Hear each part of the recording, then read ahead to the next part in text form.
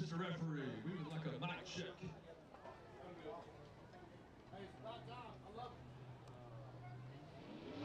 Mic check, mic check.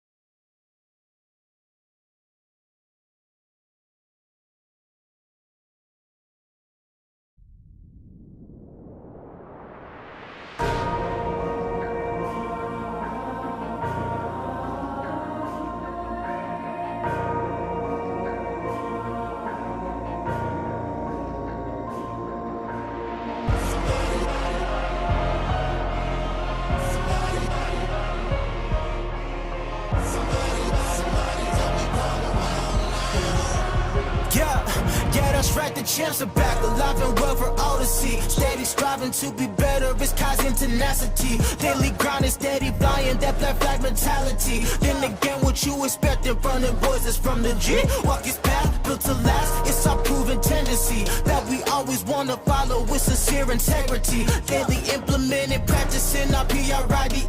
When we do it, then we do it to you conscientiously.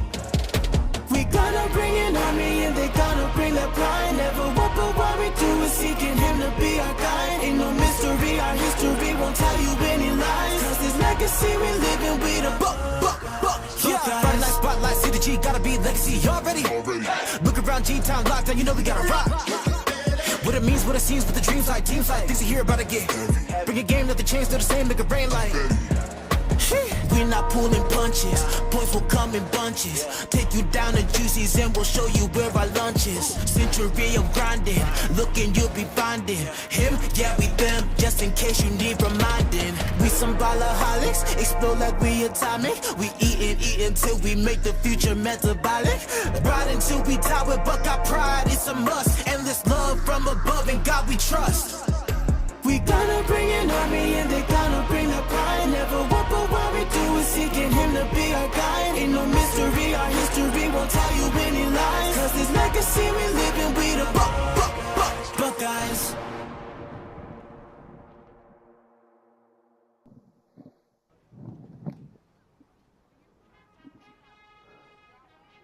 Good evening, ladies and gentlemen. Welcome to Lobo Stadium here on the campus of Longview High School, where your Gilmer Buckeyes get ready to host the back end of last year's 1-1 in the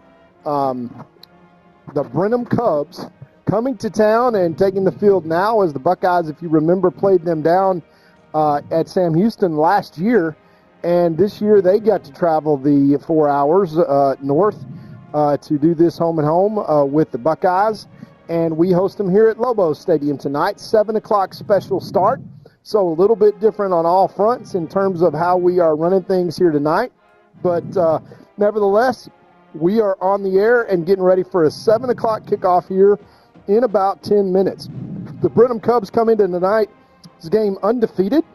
They have faced Huntsville, Houston Sterling, Bryan, and Killeen. They've won 34-13, 49-22, 49-22, 51-13.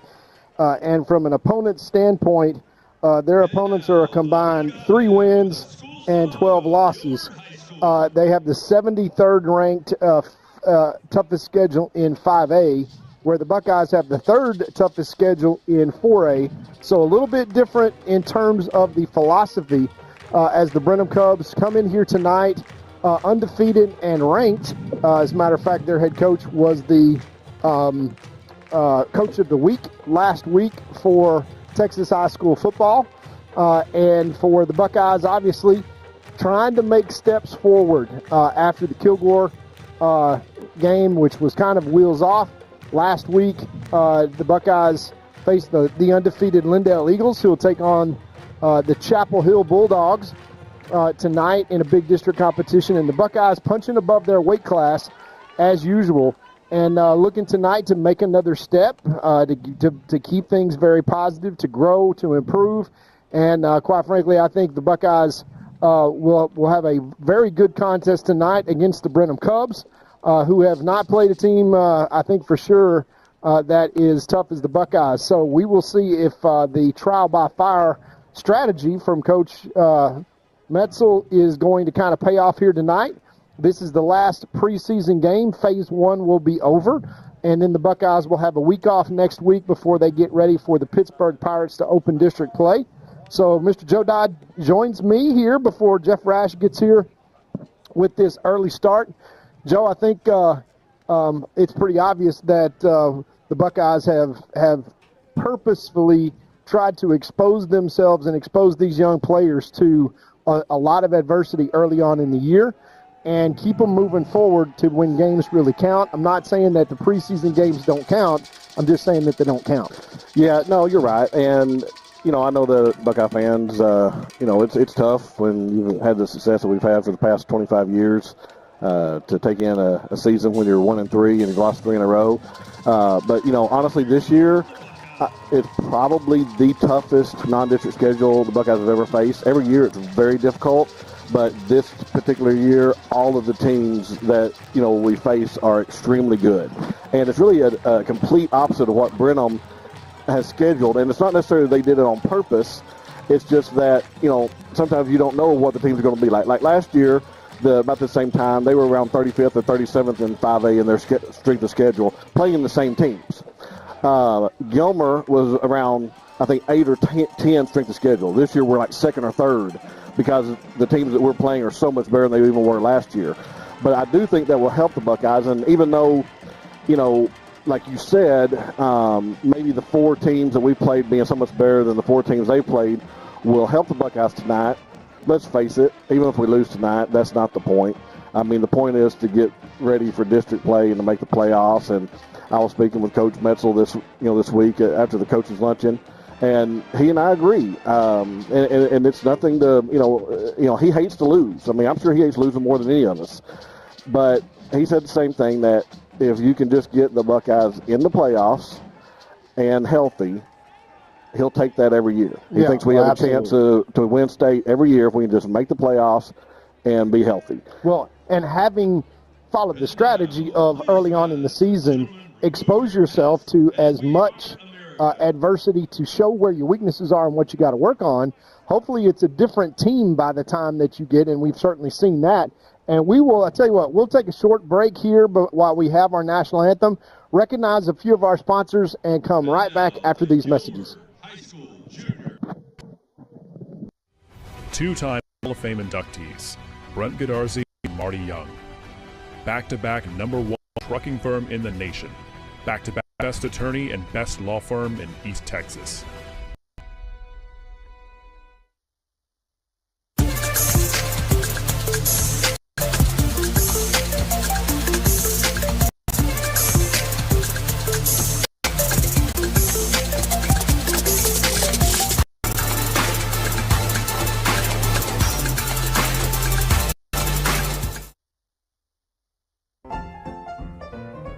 Since 1900, our customers have relied on and placed their trust in First National Bank of East Texas. Today, we remain committed to earning that trust and serving the needs of families and businesses throughout East Texas. Because time never stands still, you can depend on us to meet the changing needs of future generations for the next 125 years. You can bank on that. First National Bank of East Texas.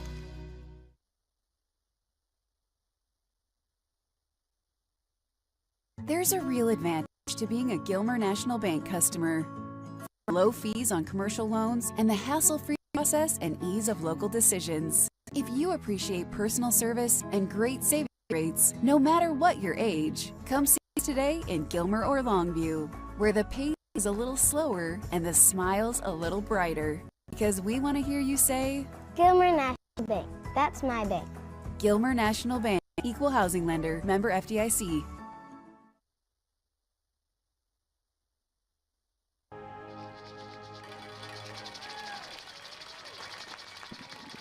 And back to Lobo Stadium, where your Gilmer Buckeyes get ready to host the Brenham Cubs. And Joe, as you were saying, it is the objective of the Buckeye preseason really to figure out as quickly as possible what you are not good at and fix it. Well, and I mean, last week there was a lot of positive signs, especially I think offensively. We had the first 300-yard passing game in quite a while. I had to go back and look at my notes. We didn't have very many, if any, last year. I think that will bode well for the Buckeyes in the future. A lot of people don't realize that, we've had a consistency between 8 and about 11 or 12 kids out, each week for the last several weeks. We'll get 2 or 3 in, and then 2 or 3 will, be injured. And this week's kind of the same, according to, Coach Metzel. And, he doesn't give names when they're HIPAA laws and all that kind of stuff. But he said we should get 2 or 3 back, but, we had 2 that went out, And so a lot of that is what happens early on, especially. And what it does is allow, other guys that were not in those positions come in as backups and get a chance to play. And usually, they get a lot better. And then when those other players that were injured come back and they get healthy, now you've got 2 really good players where there was probably just 1, at the start of the season. And so that's what happens. And by the time you get to the playoffs, if you can get there healthy, relatively healthy, that's what Coach Metzel was talking about, having all that depth now. Because this team especially, since it didn't return many lettermen and very few starters, I think, 4 overall, something like that, this team really needs that. I know it doesn't need the injuries, but it needs some depth. And that usually comes as a result of some injuries. You hate to see the injuries, but usually as long as they're not season-ending injuries, it usually means that you've got another kid or 2 that benefits because of playing time. Yeah, and the Buckeyes have certainly suffered some season-ending injuries with our 1 returning starter. But like you said, it forces development. What it forces is guys to step up and play early. And as you mentioned, Joe, the teams that we've played are going to be playing into December. probably at least 2 of the 3, with Chapel Hill squaring off with Lindale tonight. Well, they weren't all in the same district. I mean, they'd all be, probably, getting way deeper in the playoffs. But we're basically another member of that 4A Division I District of Doom. In preseason, we certainly are. Well, Brenham is all in white with green helmets. The Buckeyes, orange jerseys, white pants, black helmets. New look for them.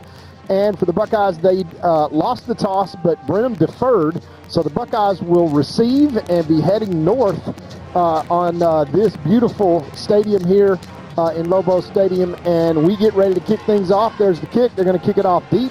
That is going to be returned here by number 4, and he is met solidly. That's Amari Garrett, who takes that out to the 16-yard line and just really didn't hit a seam there. Very well covered by the Brenham Cubs. And the Buckeye offense will come onto the field 86 yards away here.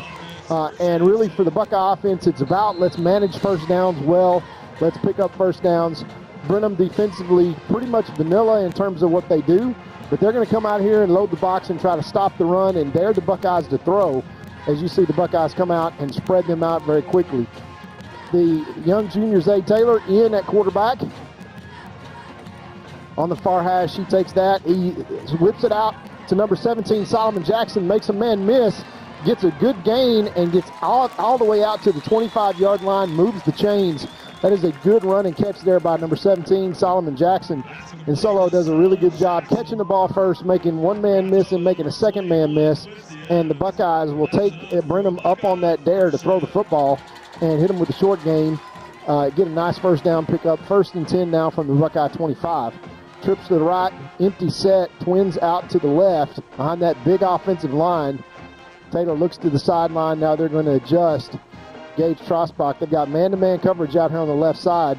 Zay Taylor looks back, drops back, throws a strike. And once again, number 17, Solomon Jackson. Nice pickup on first down, Joe. 7 yards out to the 32. Getting a little rhythm with that passing game already in the short game, and Solomon Jackson certainly making his presence felt. Well, one of the things they want to do is stop that Brenham downhill attack that, they were talking about from the linebackers. And the more you complete those little 7, 11-yard passes and everything, you're going to get those linebackers starting to drop back a little bit instead of coming ahead first. Yeah, big offensive line doing a good job of protection here. Here's the snap. First run of the night. That is number 5, the young sophomore, putting his head in there. That's 1 yard gain. Is that Jet? That's not Jet Bates. I can't see. No, it was a sophomore 6. That's Tavion Horn. Yeah, that's the sophomore. Bring up 3rd down and 2. Buckeyes really need to pick this one up here as you've got number 44 for the Buckeyes that will come in with the heavy package, Davion King, and he will line up as a tight end behind Big Ismail Kamara there on the left-hand side. 3rd and 1. They're going to run it behind the big boys here, Joe. That's a good plan usually. Oh, boy, I tell you, it closed. It was open just for a brief second, but, Todd, it closed as soon as it opened. Basically, everybody looked like they were slanting one direction, and the defense stayed right there and just filled the hole. Yeah, I think as we watch the replay. Loss of a yard. Yeah, that somebody came right down the line of scrimmage. Davion King and Ismail Kamara got their 2 guys, but as soon as they moved them off the line of scrimmage, 2 guys filled very quickly, and the Buckeyes forced a punt here early in this first quarter. 9:45 remaining in the first quarter, and after a first down pickup, the Buckeyes forced a punt. Here is the punt. Nice high punt. It's going to go out of bounds and give Brenham good field position let's call it about the 35-yard line. As it looks like they'll mark it at the 41, Todd. 41 to come all the way up. And that is where the Black Flag defense will start to defend as Mr. Jeff Rash joins us here. And early start, Jeff, but glad to see that you made it. And maybe our fortunes will change since you've arrived here.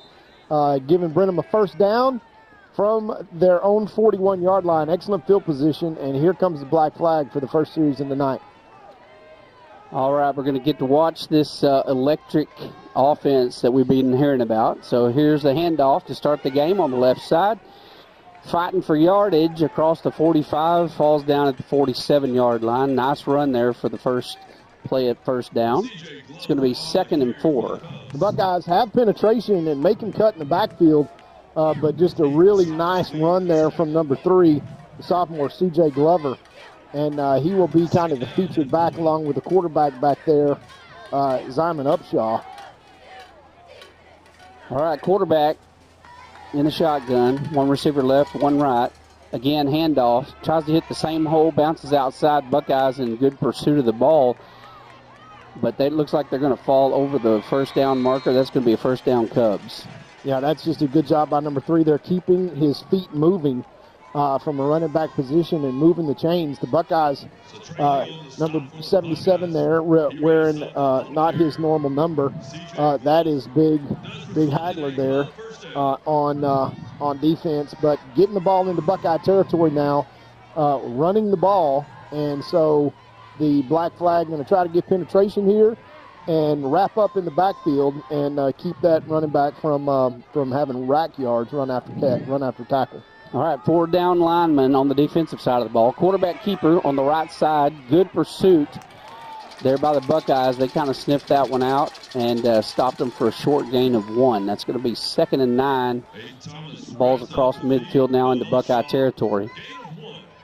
And one thing we can say up front, Jeff, on both sides of the ball, because the Buckeyes have had injuries so early in this season, mostly on the offensive and defensive lines, we're starting to settle into the guys that you're going to see playing that position every week. So 44 King, 77 tonight, Big Hagler, and you've got the linebackers in there, Jet Bates and number 0, Trey Lee. Handoff once again, number 3 around the left side. Good job there. Again, Buckeye defense looking like Buckeye defense against a outstanding. I know you through pregame, I'm sure, went through all of the details as far as these guys being undefeated and ranked and a much bigger school. 5A, Jeff, Division 2. Yeah, 5A Division 2, ranked, I think, number 7 in 5A Division 2. So this is a big school, and this is going to be a real test for the Buckeyes before they go into a bye week and then start district. So let's see what the defense can do here. As you said, Todd, getting some folks back in the game, and we've talked about that big defensive line all year long. I mean, look at it. That's as big as it's going to get right there. I mean, that's a lot of humanity there on that defensive line. Let's see what kind of penetration they get. quarterback rolling for his life. Going to be tossed that out to the flats on an out route, and that'll be a good gain there. He kept his composure. I thought he was going to tuck it and run, but they're looking at about 4th and 4, so it's going to be interesting to see what they do here. Yeah, from the Buckeye 41, as the Buckeyes brought pressure, good coverage, but trying to get there from the defensive secondary, number 21 coming up on the blitz. That's Aiden Thomas, the young junior.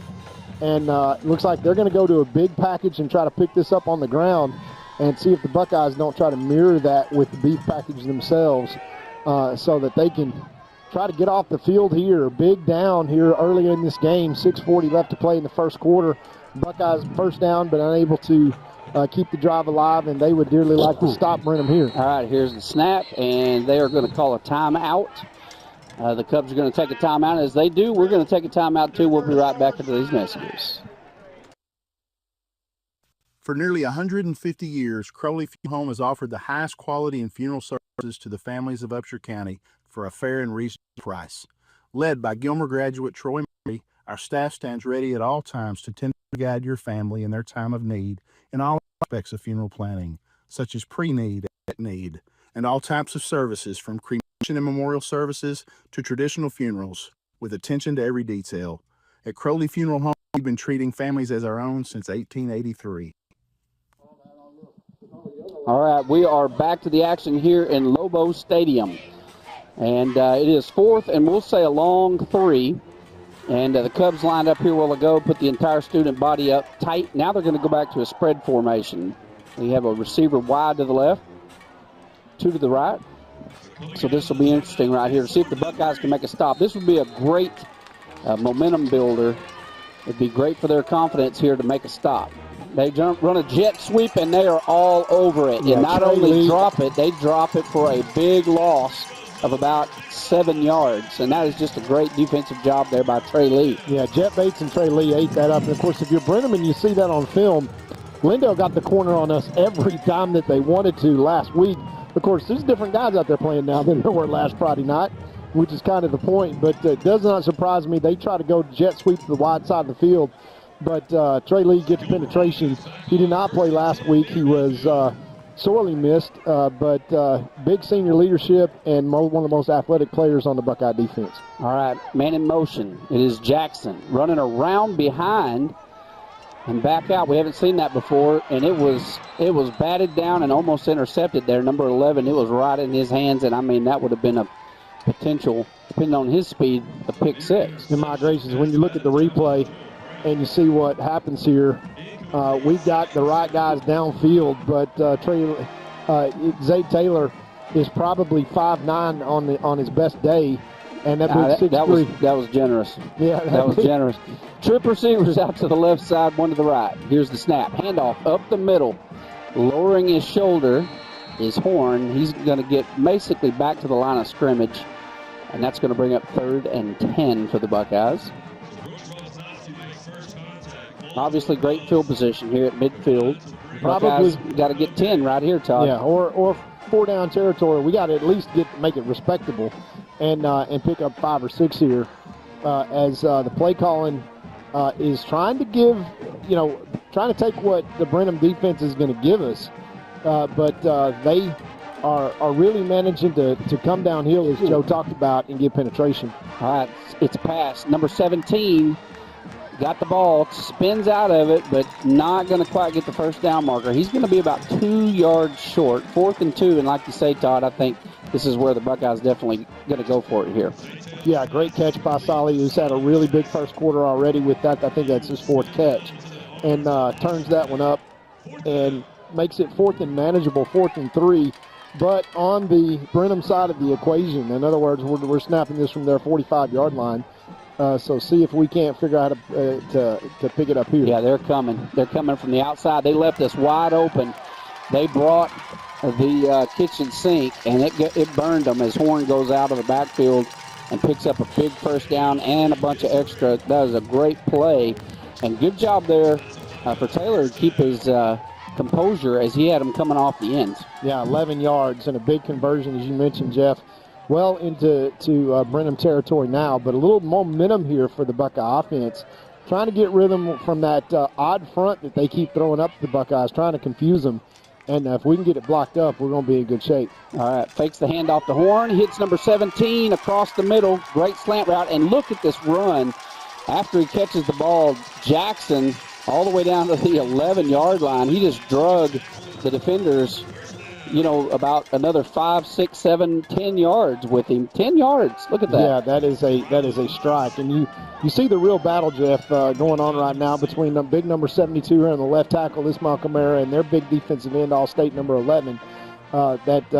Here's a snap. Quarterback keeper, and they were all over that one. That was a loss of about 4 yards. Going to be 2nd and 14 for the Buckeyes. Backs them up to the 15-yard line. Yeah, just a confused blocking scheme, and that is really what Brenham's defense does. They bring a guy in every gap, and you don't know who's coming or who's not coming, but they try to at least bring one more than you're blocking almost every single play. Their linebackers play downhill, and on that one we left 11 unblocked, and he shows you why he's such a good Taylor performer. takes Here the comes snap, another and one. they come from the outside again and get him again, and this time loss of 8. And that is going to back the Buckeyes up from what was a fantastic 1st and 10 from 11. Now they're looking at 3rd and and he is laid out on the field. He got stung as he got hit from the backside. We're going to take a timeout. We'll be right back.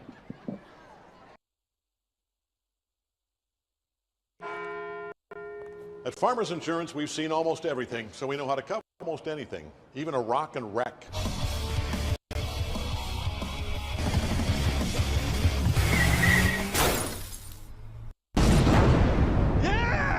He rocked and rolled right into it, but we covered it. At Farmers, we know a thing or two because we've seen a thing or two. We are farmers. Bum, bum, bum, bum, bum.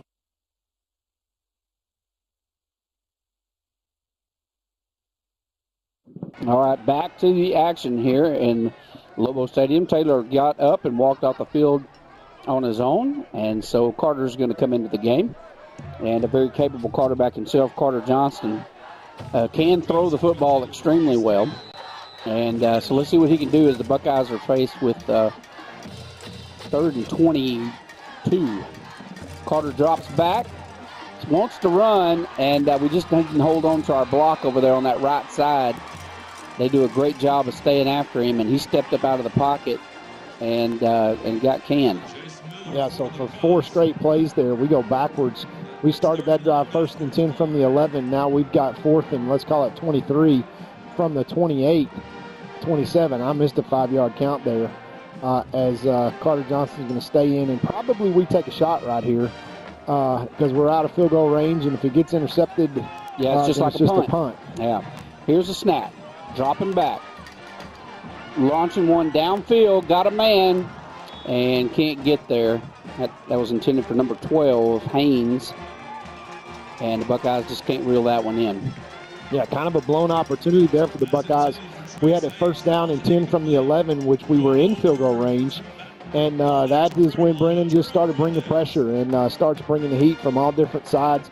Overloading zones. They overload the right-hand side of our offensive line and bring 3 guys over just 1 and kind of take the wind out of our sails. And they make a big 4th down stop here to mirror. So we kind of had a stalemate so far, Jeff, as we've got a flag down, and I don't know. I think that's 12 men. They broke the huddle, and I think that's going to be 2, 4, 6, 8, 10. Yeah, that's 12 men that they broke the huddle with.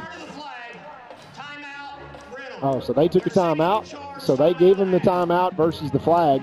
So we will take a quick timeout with 3:12 left in the 1st quarter and come back right after this.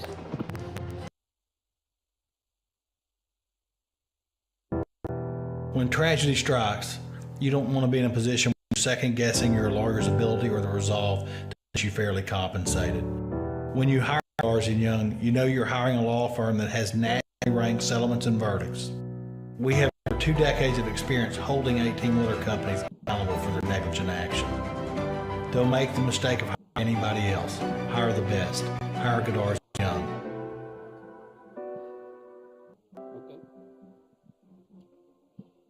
Back to the action here in Lobo Stadium. Todd, why don't you tell us about our scout team players of the week? Yeah, these guys really do the job for the Buckeyes. Kaysen loading on defense, and Peyton Fountain on offense. Appreciate those guys and all they do, getting the Buckeyes ready for the game on Friday night. Yeah, that just means they get beat up the most during the week. That's what that plaque means. Here's the snap, handoff over the right side, big hole, and down the field he scampers. He's going to get all the way to the Buckeye 40, as we had a monster hole on the right side, and he just untouched all the way to the 40. Yeah, 31 yards as our linebacker got caught up in the wash, and our cornerback, for whatever reason, dove down inside, and we lost contain on the outside, as you saw several times last week, and this with the kind of the substitutes in, something that the Buckeyes definitely going to need to work on. They flip the field, Brenham does. All right, handoff once again, same hole to the right side. This time Buckeyes kind of sniff it out, but not until they get a 5-yard gain. 2nd and 5, and Brenham Cubs moving the football. Yeah, we'll work our substitutes in there, and it's the cornerbacks that have to come out. They're playing man-to-man on the outside, but they've got to come up and still force everything back inside. Now Brenham attacking the short side of the field, but they're doing it from an unbalanced line, as you can see, those last 2 plays, Jeff, and that is kind of that's giving them something there. All right, quarterback keeper on the left side follows that big blocking back right through the front, and he picks up the 5 yards needed for the first down, and again, Cubs moving the chains. Yeah, when you run a running back out of the backfield in man-to-man coverage, you basically empty the box, and you leave 5 guys to block 5 guys, but there's 1 guy carrying the ball, so you got 6 on 5. It's like playing unfair basketball, and Brenham taking good advantage. Nice scheme there, picking up a first down inside the Buckeye 30. All right, handoff once again. He cuts back to the left side, and what a great cut it was, and he picks up big yards there. That's going to be another Cub first down. And they are in the red zone on the 18-yard line. And so Brenham, this has been all Brenham offense right here on this possession so far. Let's see if the Buckeye defense can step up and stop this. Number 3 gets the ball. Great blocking from the outside. He's going to take that one all the way to the house for a score. And that is, you'll watch the replay here. I want you to look at what a good job they seal block. He cuts out to the outside, and he turns back and blocks 2 guys and sets his runner free down the left side. That's how that is supposed to be executed. He does a great job doing it. Yeah, we were substituting guys in late, Jeff, and weren't really set on the outside out there. Guys been getting position. Brennan snaps it, grabs the corner, and grabs the lead on the scoreboard, 6-0 with the extra point left to come. And that's just a little bit of fatigue factor there that is creeping into the black flag that you see that doing a nice job on the possession before. But when you get guys tired and you're substituting guys in and out, those guys that are coming in, those are the guys we talked about that are youngsters that have to play and step up. And we really allowed Brenham a little bit of rhythm on that one. That 31-yard run that flipped the field to start that drive really makes a difference, as they are a 5-play, 72-yard drive to pay dirt, all on the ground, nothing in the air. Eat up 1 minute and 32 seconds. We now have 1 minute and 40 left in this first quarter, Jeff. And the Buckeyes on to receive the kick for the second time here tonight. And they really kind of need to answer here and get some things fixed and get that defense off the field. One of the key things that the Buckeyes have to do to be successful this year is to use the best defense as their offense, keeping possession and keeping long drives and keeping the chains moving. But I got to tell you, the Brenham Cubs have done a lot of things that have confused the Buckeyes here tonight early, and that was not really something that they were expecting. But credit the coaching staff as we get this kickoff. All right, here's the kickoff. They're going to call a fair catch at the 10-yard line. That'll bring them out to the 25, rather. And Buckeyes are going to start over 1st and 10 on the 25. So let's see if the Buckeye offense can kind of get some momentum and get back, even the score back out here.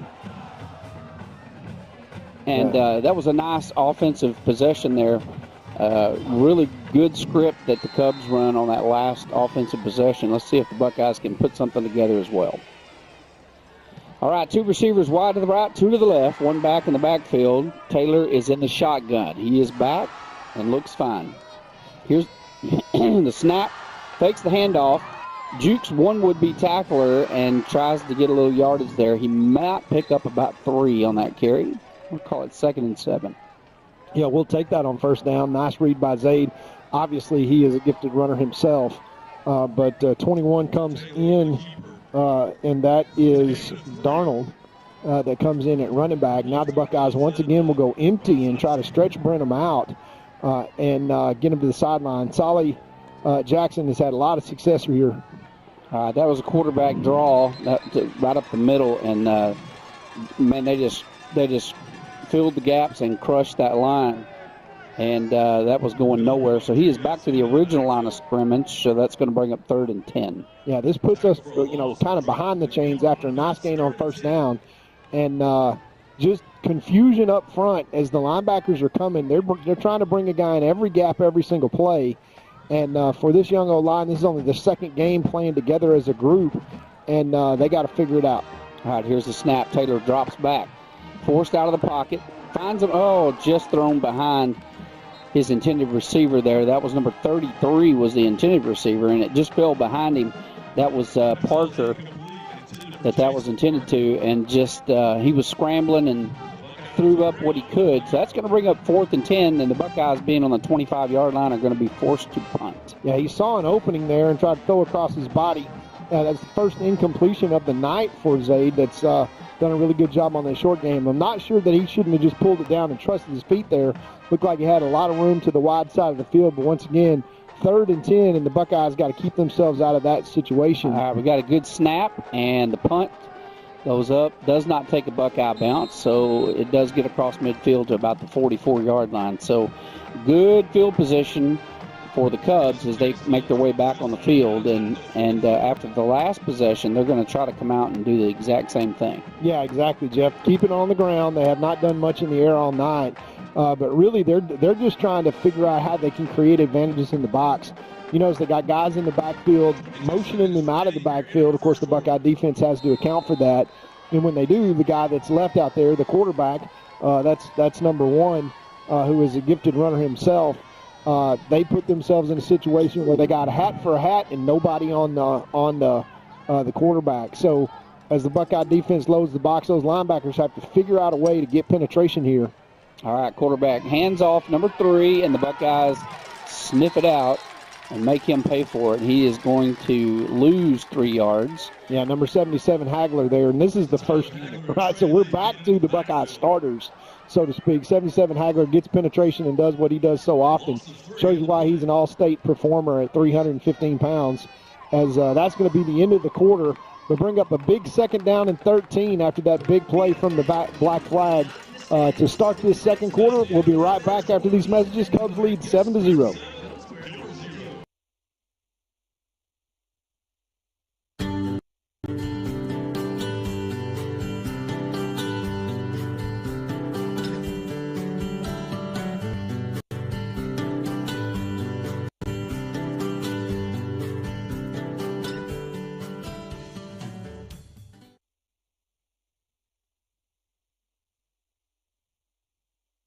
Burkhalter and Gary Vestal are your Gilmer Edward Jones financial advisors. We're all about financial investments, but we also value the investments of time, patience, and encouragement our young athletes receive from their coaches, teachers, and mentors. That's why Chad and Gary are proud sponsors of our state champion Gilmer Buckeyes. Call 843-2023 or 843-5794 or visit edwardjones.com for all your investment needs. Edward Jones, member SIPC. All right, back to Lobo Stadium. Here it is, 2nd and 13. The Cubs handoff left side, and Big Hagler gets his hands on him. And when he gets his hands on you, you're pretty much done running. That's the end of it. So that was probably maybe a half a yard. I think they moved up just slightly, maybe a yard. Yeah, and that's right where the Buckeyes want them, Jeff. 3rd down and long. They need all the way to the 46, but the Buckeyes have to tackle. Coming downhill to the second level, that big vaunted defensive line does a great job when they get penetration, but right now you've got 5 hats blocking 4. All right, here's the snap. Quarterback launches one. It's a go route, and good defense there by number 12, Haynes. And Haynes didn't have to use his jumping ability, but this guy's got some athleticism I remember last year watching him, going up for balls and passes, and the guy can jump. So, well, he's a Haynes. I mean, that is a deep and Buckeye tradition bloodline. The Haynes family has sure contributed over the years to the Buckeye success. Isn't it amazing how, Todd, you talk about momentum shifts and just getting in a rhythm. They drove the ball so effortlessly on that last possession. Look at this. We're looking at 4th and 12. They're having to punt. And they got a punter. Look at that high punt. And we fielded that for some reason. I would have ran from that in the other direction. There's no way I'd try to catch a punt that high on the run. But number 18, obviously, Trosbach, who's got great hands, you always say he's the hands guy, trusted himself to do that. I think I would have.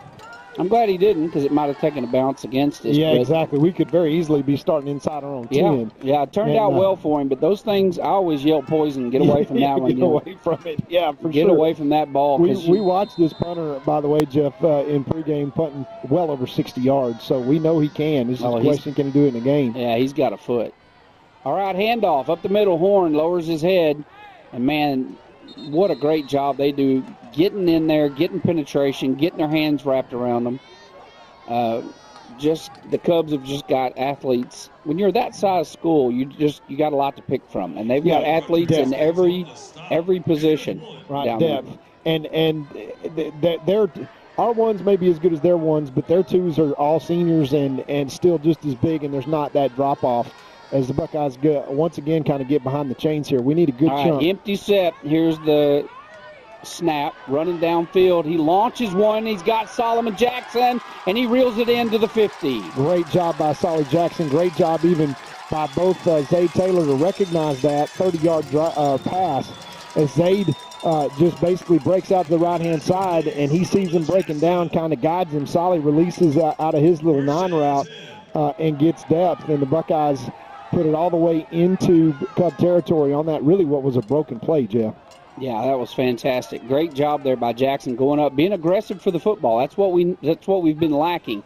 They're going to do it again. Down the sideline, they're going for Haynes, and he catches it, but he's out of bounds. And that is legitimately out of bounds, but that's just overthrown a little bit. Yeah, Zayd pats his chest saying, that's my fault, and he just doesn't throw him down the field. He had him wide open as Trace ran right by him. And we see the replay there as he catches it and steps out of bounds. And that would have been a touchdown. They just led a little bit the wrong way, but we took our shot there, and that's going to back them up. This aggressive Brenham defense that's coming downhill from all angles. I'd do it again. I'd put the ball in the air right here. I'd run a post. They've got trips left. I'd run a crossing route right here and dump it right over the middle. Here's the snap. They're going to do a quick pass. Jackson, he's got 2 guys in his face. And, man, they come up on that so fast. I've never been a fan of that pass. You know that. Now they lose a yard. That's going to be they're going to let him have his original line of scrimmage, so 3rd and 10. Yeah, they're playing 3 over 2. And what that means, Jeff, is we got 2 receivers. They've got 2 guys up in the secondary, as you see on the replay. And that safety just lays his ears back and comes downhill as soon as that ball gets snapped. And they just snip that screen out and stop it from no gain. Brings up 3rd and 10. Once again, in Brenham territory, we need a little chunk play here. All right, here's the snap. And we got a little out pass here. Jackson, look at him doing the same thing he did earlier in the game. I think that's He is. No, that's Jackson. Oh, that's solid. 17. Yep. And fighting for yards, gets the first down. He is hot tonight. We need to keep him in there, and he needs to be the go-to guy tonight. Yeah. 7th catch tonight already here early in this second quarter, and he bails us out on a really good route. And this kind of reminds me of the Kilgore game a couple of years ago, Jeff, when I remember. I know what you're going to say. When you have Webb have his come-out party and step up. We've been waiting on that for Solly Jackson. He's got all kinds of ability. He's the grandson of our coach, Coach Kenneth Beal. Handoff to Horn, goes nowhere. Yeah, and that's just one of those things, Jeff, where we got to get on our blocks and hold our blocks. And on the right-hand side of that line of scrimmage for the Buckeyes, those are some youngsters over there that are really kind of struggling to keep the Brenham Cubs, who have a really strong defensive line themselves. We're doing a good job on the left-hand side against number 11. Of course, he's out there against Ismail Kamara, but man for man on the rest of those guys, they're coming every single gap. So every gap is accounted for. They're coming downhill. And that's why we got the big pass plays, because they're playing us man-to-man on the outside. Yeah, look at the left-hand side of the line here. Drops back, fires one, got a great pass to Trosbach out there, number 18, to the right-hand side. That is going to be really close to a first down marker, and they're going to call that 9-yard gain, so that's going to be 3rd and 1 for the Buckeyes. And normally you think 3rd and 1, no problem here, but as good as that defensive line is getting penetration against the offensive line of the Buckeyes tonight, if I'm running that direction, I'm running to the left side. What are you doing, Todd? No, absolutely running to the left side. We're going to have to get big 44 and 72 to create a hole in there. Now, there's some great guys, but Brenham's going to slant right to that. Yeah, they're coming for it. Handoff, and they run it actually to the right side. I think he does get the yard that he needed. They're going to say he got to the line of scrimmage. It looked to me like he got across there. So 4th and 1, Buckeyes are going to have to go for it. They have really shut the run game in the middle down. Yeah, Horn's got 1 yard on 6 carries, and trying to run over that right side is just tough hoeing. I mean, you got a tough way to plow there. I guess they're trying to stay away from number 11 over there, but I'd take my chances with that one and head to the left. They're going to take a timeout. We'll be right back after these messages.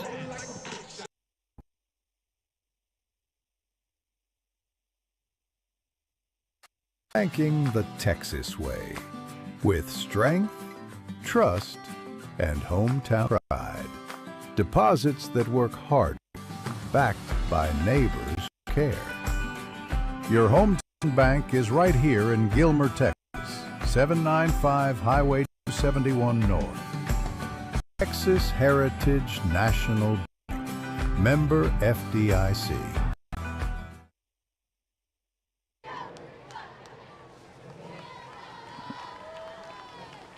Back to Lobo Stadium here, where the Cubs lead 7-0 over your Gilmer Buckeyes halfway through the second quarter. But the Buckeyes driving inside the 30 of Brenham on a 4th down, and let's call it half a yard. And the Buckeyes just got to find a way. These Brenham Cubs coming downhill every single play, accounting for every gap and bringing their linebackers on every play and just getting penetration. And the Buckeye defense, or the Buckeye offense, is just going to have to find a way to move some people. All right, fast break huddle. Here we go. Tight set under center.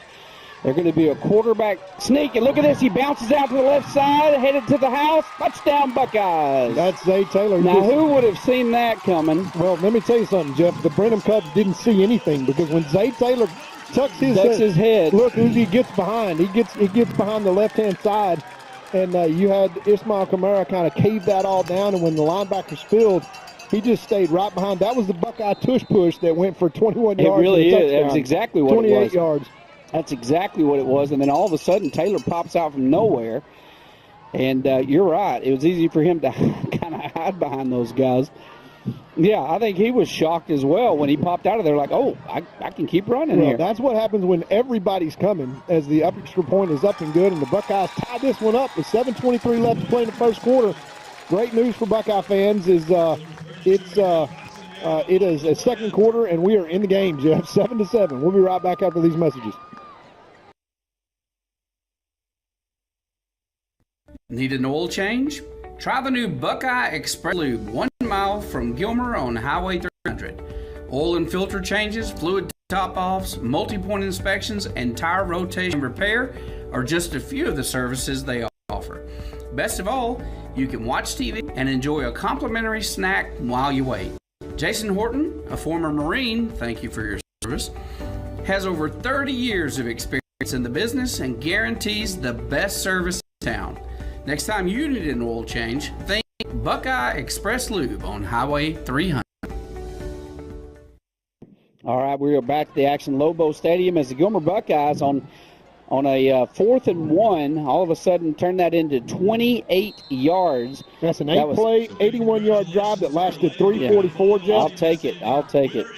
9 plays, Coach Rob says, and we will take it. So we're going to try to execute a kickoff here. All right, high pooch kick to the right side. It's going to be fielded on the 25-yard line. He drops it, picks it up, and Buckeyes are down there quickly to stop it. But you got to get him down. Talk about tush push. Look at this scrum. I mean, he picks it up and drops it on the 25, but somehow he makes it all the way to the 36. 37-yard line. So, you got to get in there and get around those legs. You don't want 22 guys pushing on each other, and because that's what you get. Well, it's a difference between just running down and shoulder butting somebody and tackling somebody and wrapping up. And this is a 5A school that's ranked in the top 10, Jeff. These guys play hard. They're hard-nosed football players. Just because they get hit doesn't mean they're going to go down. As they've shown already and showed them that kickoff gives them excellent field position from their own 38. This Black Flag defense needs to pick up where they left off here as Brenham has tried to keep this on the ground and use that advantage. But if the Buckeye defense can get penetration, they can get them out of that. All right. They're going to hit the back coming out of the backfield and tackle him. He gets about a 7-yard gain on that run. That's going to bring up 2nd and 3. Yeah, that's just a one-on-one I dare you tackle out there with number 4. We're just not coming up fast enough. Garrett, yeah. You watch them, we're happy to give up that 5 yards and just wait on them. And you've got to get penetration. When you see where that ball's going, you've got to move forward, head south as quick as you can. You saw Brenham doing that to us earlier. Brenham comes downhill. They run downhill big time. 2 receivers wide left. Here's the snap. Handoff. Fakes the handoff. Hits a receiver on a little inside slant route. And that is going to be a big first down as they make their way all the way to the 37-yard line of the Buckeyes. Yeah, that's the career-leading receiver that's still down on the play. Well, he fell on the ball. He probably winded. Yeah, I'm probably knocked the wind out of himself. Yeah, he knocked the wind out of himself. You can tell. He's going to lay. Right now he is yelling for his mom. I've been there many times, and that is a terrible, terrible feeling. Yeah, we'll take a quick break, timeout, injury timeout, and come right back after this.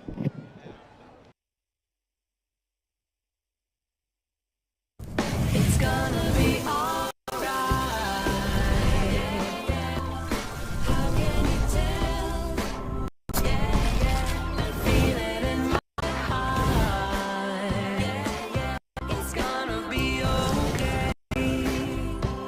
Juicy's Burgers, serving you for over 40 years.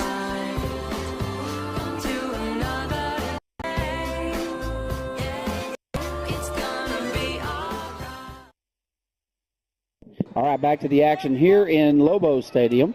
It is 1st and 10 now as an 18-yard gain on that last reception for the Cubs, and they are moving the football down the field.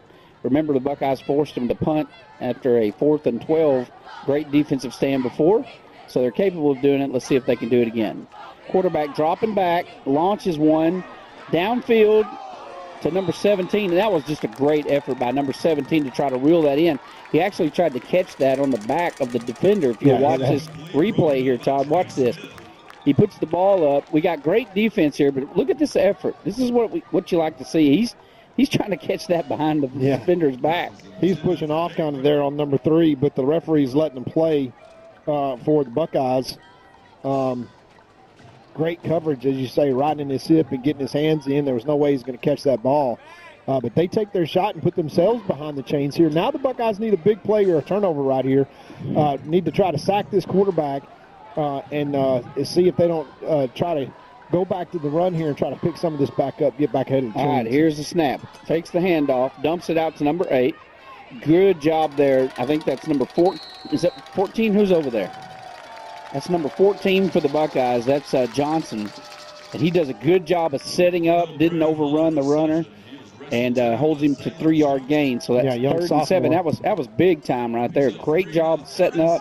Yeah, young sophomore playing with a broken right hand and toughing it out at that safety position and really kind of blossoming right before our eyes. Reminds me of a young Fluellen. Trey Fluellen that's bouncing his way around the NFL right now. And that's a good guy to remind you of. I'm glad we've got another 2.5 years left on his contract. He's a tough kid, and we'll probably get some snaps at quarterback before it's all done. All right, handoff, fakes the handoff. Same crossing route to number 4. That is going to be a gravy route for them tonight if we don't figure out how to get that covered. That was intended for 4 once again. That was the 18-yard reception earlier, but luckily that falls incomplete, which brings up 4th and 7 for the Cubs. So it'll be interesting to see. I guess they're going to do a punt here, but watch for some funny business. Yes, for sure. And they're now they got an excellent punter, Jeff. They'll try to get us in a hole here, I think. 7-7. So let's be smart back there, and if it's Yeah, coming to the end put your zone, heels on the 10 and do not go backwards. Do not go backwards. We put ourselves in a hole against Kilgore like that, and it turned out they ended up getting a touchdown off of it. Low snap. Punter's going to put this one into the end zone. Yeah, no doubt. That is a great stand there by the Buckeye defense, and we'll take the ball out of 25. Thank you very much. And with 5:54 left, Jeff, remember, we get the ball to start the game. They get the ball to start the second half. So if we can go put points on the board here, we got a chance to kind of get back to even and get back to service. But the last play, the last drive by the Buckeyes, that 8-play drive that ate up 3 minutes and a half and 81 yards is exactly what we need to see here. First and 10, 80 yards from Paydirt. Well, Todd, I'm extremely impressed that it is 7-7 right now with 5 minutes left in the first half, going against a team that's undefeated. Handoff up the middle. Horn finally got some room. Down the sideline he goes. He's got one man to beat. Tackled from behind at the 35-yard line, and that is the biggest run of the night by far for Horn. Watch the replay here. Goes off on the left side, plants his foot, gets out there. You see they're coming downhill, Jeff. That linebacker's crashing. Ismail Kamara just rides his guy out at the edge and created all that space, and Horn makes one man miss, and he's off the races. When you're coming downhill like they come downhill, just like you saw in the touchdown run before, you better get them. All right, here's Taylor across the middle, and that is a completion out to the 25-yard line. That's Solid Jackson again. And that is going to be, he is hot tonight. Yeah, so they're going to move. Really having to come that's a 10-yard reception, going to move the sticks. And like I was saying, I'm really impressed with the way the Buckeyes are playing right now against a top 10 ranked 5A school. Keep that in mind. And they are playing extremely well tonight. They look comfortable. They're going for the end zone. Number 12, he's got it, and he drops it right in his hands. We were just talking about Haynes, you know, and our hopes for him last year as we watched him as a youngster. And, boy, he is going to be sick about that for a couple of weeks. Right through his hands out with 6. Yeah, that nice was, pass. You couldn't have handed it to him any better than that, Jeff, and a nice pass by Taylor. Haynes just wished he had that one back. And I tell you what, if you get Haynes going and Solid Jackson going at the same time with Trosbach out there, you've got yourself a passing threat. And Zay Taylor has shown that not only can he run the ball, he can throw the ball too. All right, here's the snap. Handoff. Nope, fakes the handoff. Overthrows Solomon. So instead of 6, we're looking at 3rd and 10. And boy, howdy, if you're a Buckeye fan, that just makes you want to throw something at the television. Yeah, well, that is just sickening. We've got a shot here. There's going to be 4-down territory because we are not in field goal range by any means. And so with 3rd down here at the 25, we've got to get 5-6 yards and get ourselves maybe in a position to run that tush push again.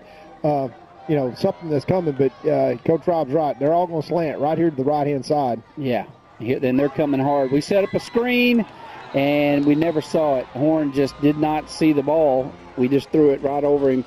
We needed another half a second to let that develop, and they were just coming too hard. So now it is 4th down. We got to get 10 here minimum. Yeah, watch for this one, Jeff. Watch number 18, Trosbach, on the wide side of the field and running this out route here. Very, very good timing between Zay Taylor and Trosbach, who's a great route runner and an even better receiver from a catch standpoint. Watch for this out route here down to about the 15-yard line. Got to stay within the sticks, but they're man-to-man on the outside. Let's see if that's what the Buckeyes go to. Got to protect here. Okay, we got 2 receivers left and right. One back in the backfield. He's there to block. Stepping up, Taylor, looking downfield, goes for the end zone, intercepted in the end zone. And flag is down, but that's going to be because I think he passed the line of scrimmage when he passed it. But they'll deny that. They'll yeah, obviously it doesn't matter. That was a free one.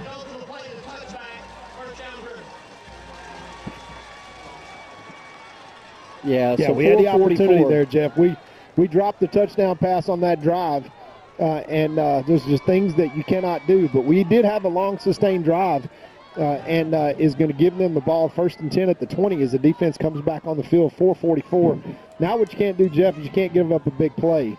When you just had a chance to take the lead You don't want to turn this into a 14-point swing where you had a drop touchdown pass and you give up a big play on the backside of this, because remember, Brenham's going to get the ball to start the second half. All right, they're going to come out and probably start throwing. Quarterback keeper, he's got nowhere to go. Buckeyes all over that. Yeah, Hagler reaches out and just grabs a hold of him and stops him right where he was going to make a cut. Brings up 2nd and 10. The Buckeyes do a good job on first down, keeping that quarterback draw trapped behind the chains. And once again, Hagler and that big defensive line doing a job. And it's going to be up to the Buckeyes' second line there. That's Bobby and Jet that are playing the linebacker position in right now. Got to come downhill and make a sure tackle. All right. You got quarterback in the shotgun with one back, one man in the slot. He's dropping back to pass. Go route down the side, and that is batted away by the Buckeyes with no flags in play. And great job there by the corners and the safeties getting over there and knocking that ball down. Yeah, that's number 4, Mari Garrett, that's playing out there. No, that's number 3. I'm sorry. That's Drake Smith. That is a good play to bring them up 3rd and 10. And now watch this little back out of the backfield, Jeff, because they're going to try to get just positive yards on this play. And they've got an excellent punter, remember, but it's up to the Buckeyes to get them off the field first. 3rd and 10, dropping back, looking to pass, going to his right side, and caught for the first down. About a 14-yard gain. And you talk about clutch. When they needed it, he pulled it down. Yeah, number 11, Granville, was out there defending on the play, but just couldn't break up the pass. That was number 14. That's I'm going to take you to the optometrist this week. I need to go. That's Johnson. I'm sorry. That's at the safety position, 14. You're right, Jeff. But he's playing with one hand, literally. All right, handoff. Right side, bounces out to the right side, picks up about 5. That's going to bring up 2nd and 5. We have 3:30 left to play in the first half. And Jeff, this is where you had your learning opportunities, right? So let's just recap the last couple of plays. The Buckeyes have a drop touchdown pass, which would given us a 14-7 lead. Then we have them 3rd down and 10 and an opportunity to get off the field, and we give up a big play just inches away from making that play. Those are the little things that matter, and this is why Coach Metzel's got this good. He overthrows. Luckily, that was just a terrible throw. He was under some heavy pressure and just overthrows. Number 21 was the defender there. It's Aiden Thomas. Let's hope that's a hold.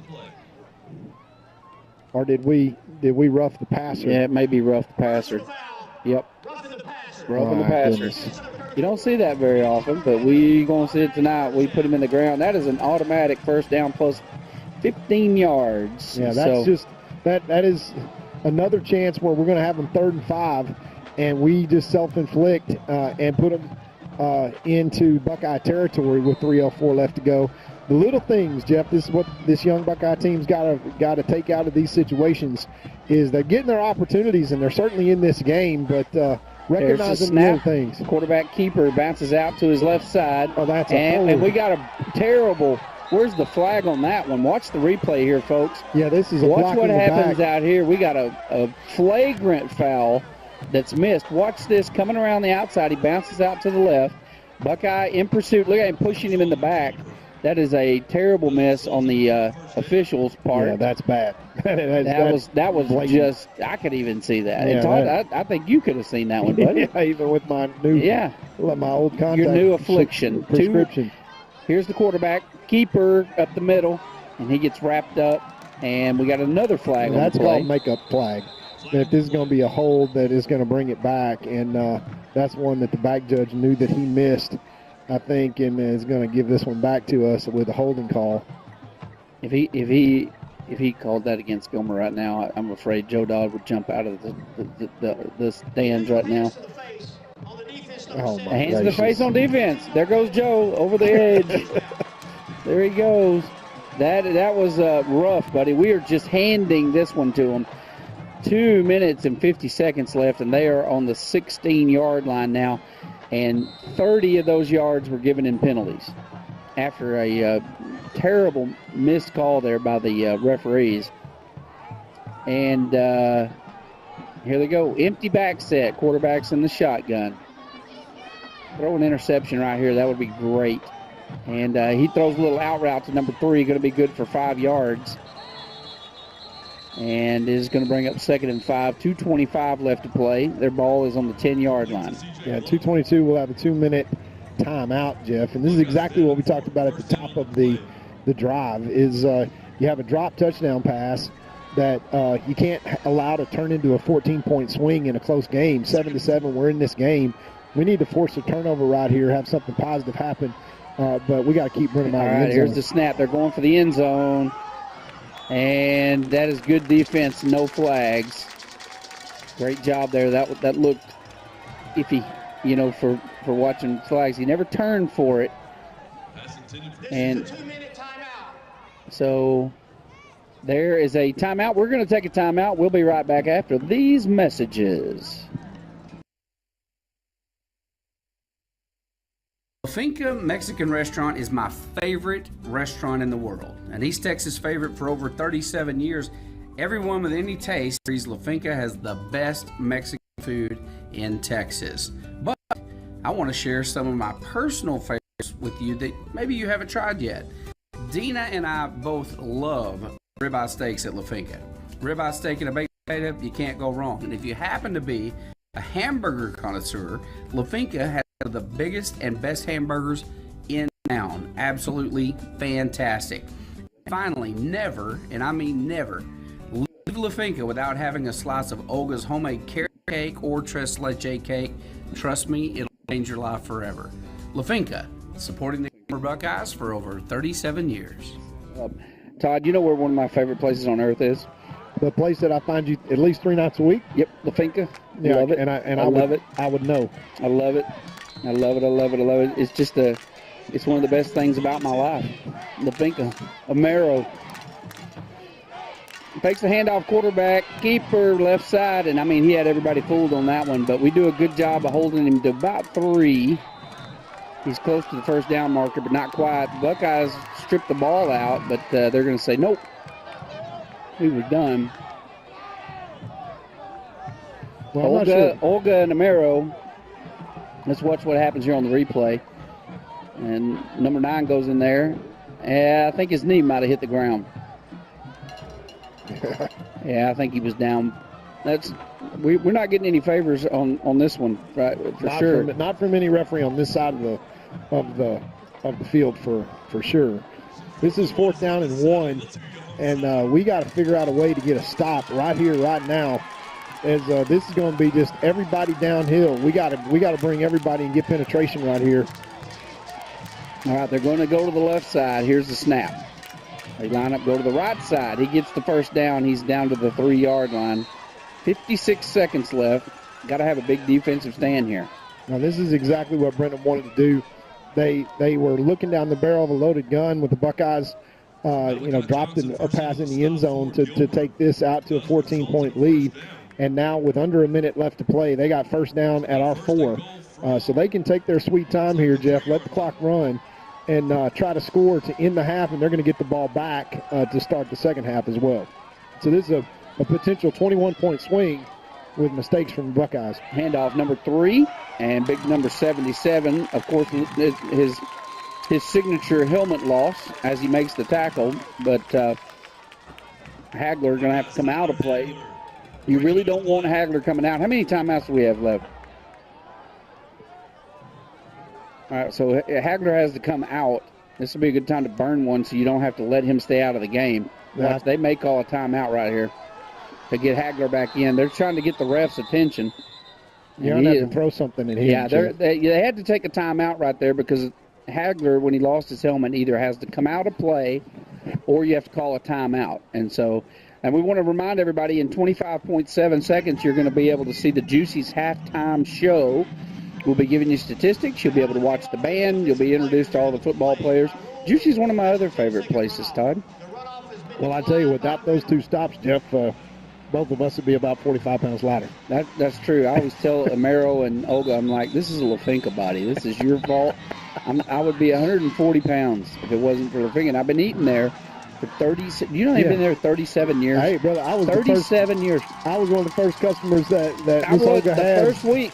The very first week, remember you used to go in there and they had that house, and there was like 7 tables in the garage, and they had one employee. The rest of it was their kids, serving child labor laws. They didn't care, and those guys do an amazing job. What a great restaurant we're blessed to have there too. Both of them, Juicy's. I don't know how many locations they have now, but they're everywhere. So we appreciate those guys sponsoring us. Well, a great half played by this Buckeye team, Jeff. We're 35 seconds left. We just got to find a way to get a stop. Quarterback keeper, they're on him, and I tell you what, he did a great job of getting out of that tackle and getting in the end zone. He earned that one. But like you say, Todd, we should have been up 14-7, and instead we're going to be down 14-7. But I'll tell you what, I'm very impressed with this first half of play against this team. The Buckeyes they've looked the best that they've looked all year, in my opinion. Minus, we handed them this one, by the way, with I don't know how many yards, at least 30 yards penalties. And so we kind of gave that one to them. The kick is up and good. 27 seconds remain in the first half. We'll be right back.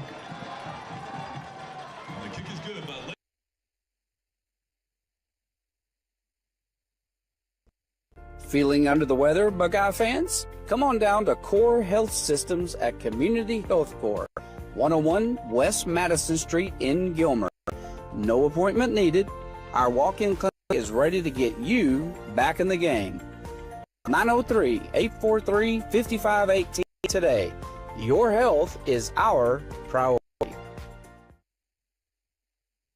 All right, here we are back to Lobo Stadium. The Buckeyes now trail 14-7. It has been an extremely respectable first half. Very proud of how they've played. You're talking about a number 7th ranked 5A Division II team that we're playing here. So this is not 4A Division I. This is the next step up. This is 5A Division II. And they have played quite well tonight, I think, against this team, especially as young as we are. And so I am really happy with what I've seen so far. Buckeyes still in this game. 27 seconds remain in the first half. Cubs will be kicking off the Buckeyes, and then that'll probably be it. We'll probably go in at 14-7, unless we get a good return here, maybe. And that'd be great. All right, here comes the kickoff. They are going to kick it deep, and it is going to be a fair catch on the 9-yard line. Bring it out to the 25-yard line. And those guys back there, you can see them. They start waving their hand immediately because they are coached to do that. They're told, hey, we're going to bring it to the 25. And so you can see they don't even think about it. They start waving their hand as soon as that ball hits the air. So 27 seconds makes you feel like we'll see if the Buckeyes start, going for it. I would. Yeah, we got to figure out how to make something happen. They're going to play way, way off, expecting us to try to run by them. But somebody's got to go make a play, Jeff, to your point. Somebody's got to get aggressive and try to go make a play. Here's a draw play. Here's a draw, and they do. Yeah, you got to stay on your blocks. You if you're going to have a draw play work, you're going to have to make sure you don't let up. And we're going to let the clock run out probably here. Yeah, 10 seconds. We'll get one play off here, and they're going to go deep on this one. Taylor running for his life and just throws it away, and that is the end of. There's 0.3 seconds left, and so that is the end of the first half. That's the end of the first half. He's going to say that's the end of the first half. So we are going to start the Juicy's halftime show in just a moment. We're going to take a quick commercial break. We'll be right back.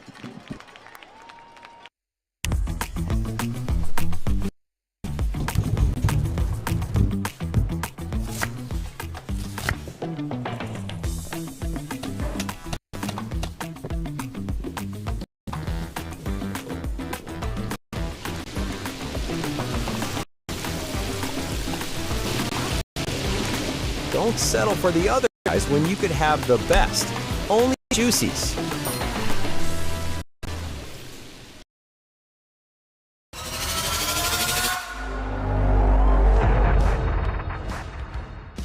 Charlie Singer, linebacker, DN, fullback. Atavian Hector, senior, running back, outside linebacker.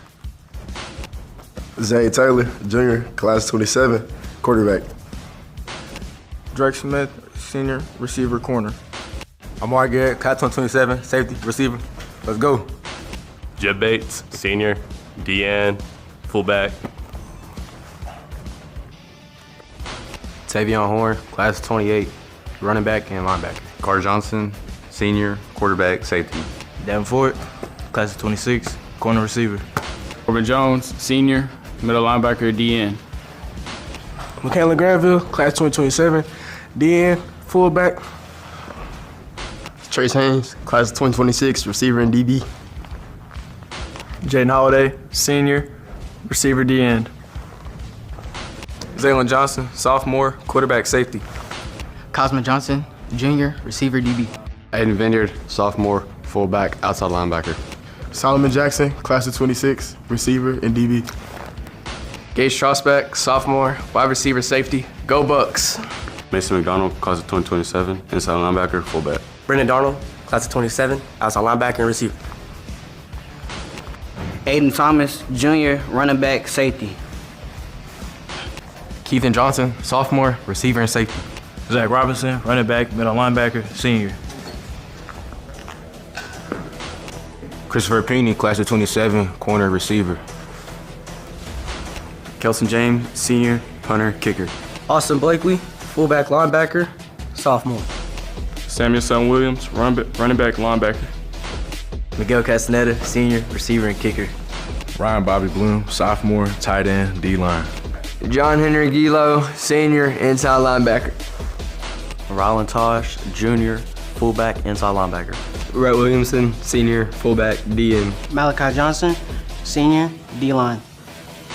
Taj Bush, running back, D-line. Trey Jones, senior, fullback, and linebacker.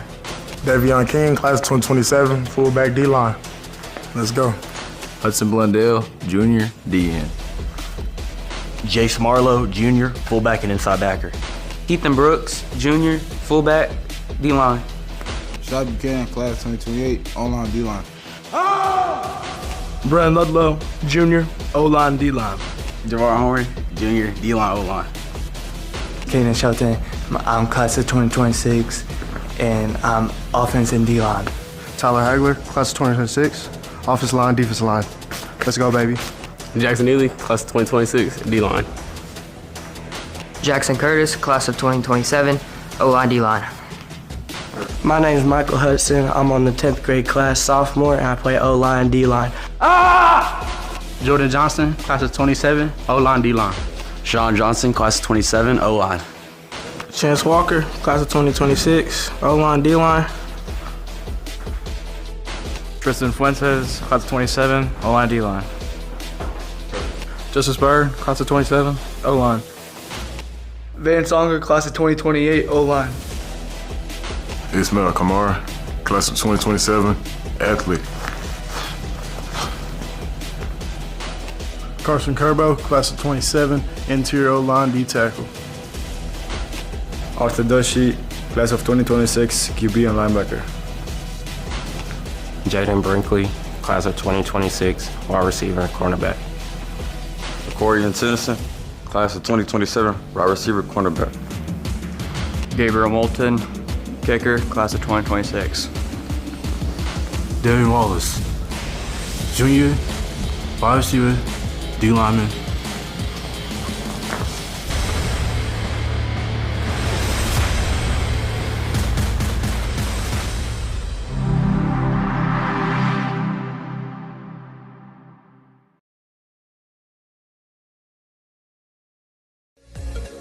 Please join Jeff Rash and Alan Metzel each Monday morning for the Gilmer Buckeyes Coaches Show. Every week, Jeff and Alan discuss elements of the program, speak with special guests, give player updates, review key plays in the prior week, and give insight on the opponent for the current week. As a fan, this is a chance to go into the locker room and behind the scenes. To view the Coaches Show, go to GilmerBuckeyes.com and click on the Coaches Show button. Go Buckeyes!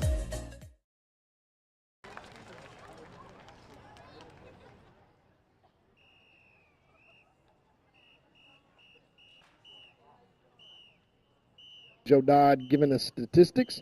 So far, the Buckeyes rushing 14 rushes for 56 yards, 1 touchdown, no fumbles.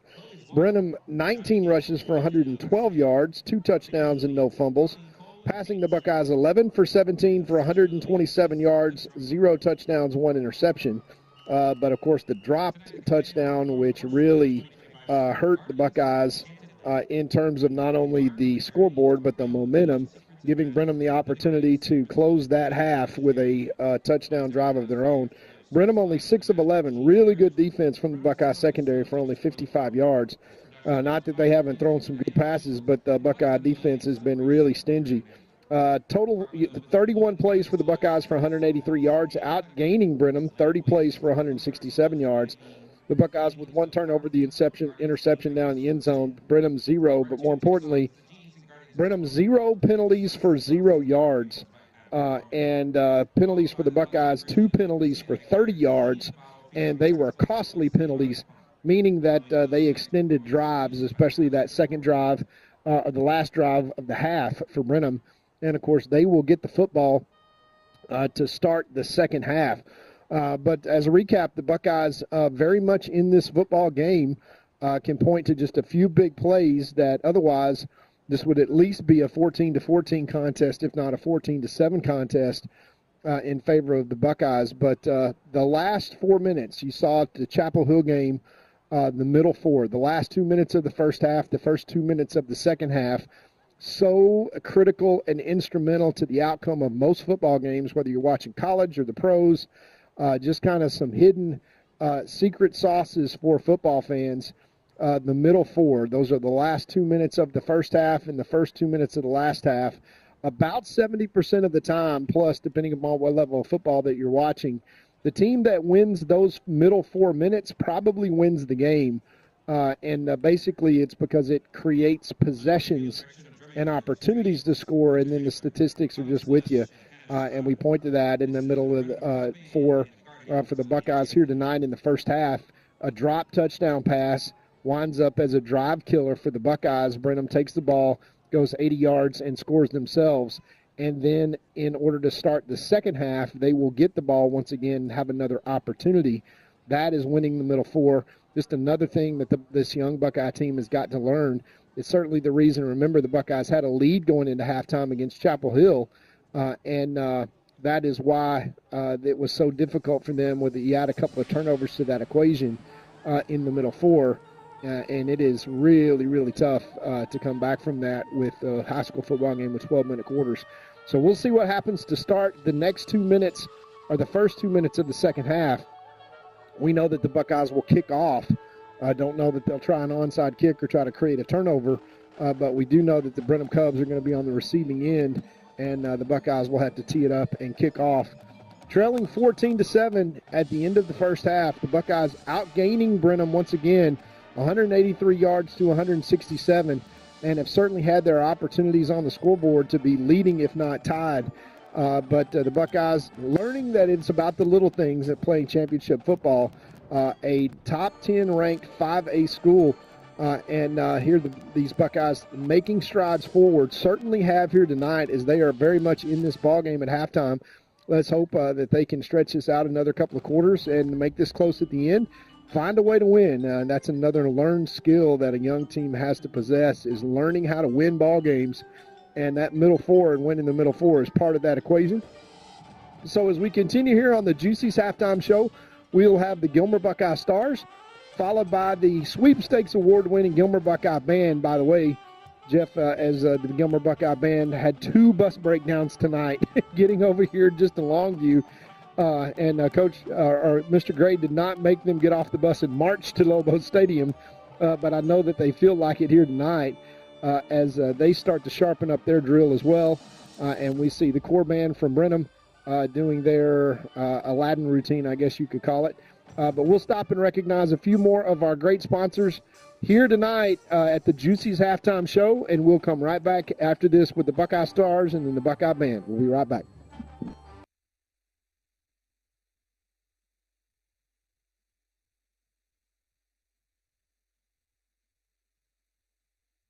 Firm in the nation. Back-to-back best attorney and best law firm in East Texas.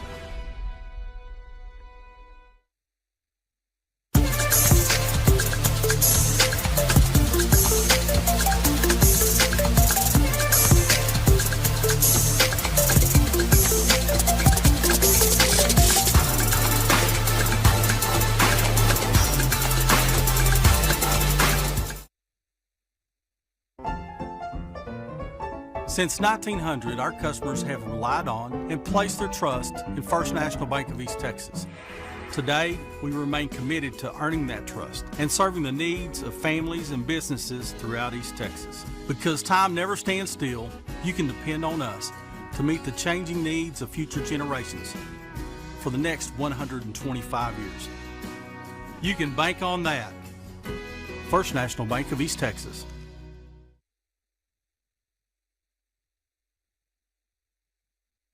There's a real advantage to being a Gilmer National Bank customer.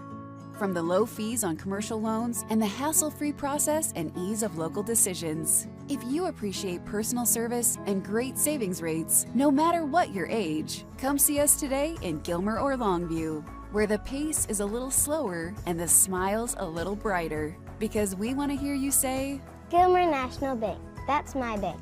Gilmer National Bank, Equal Housing Lender, member FDIC.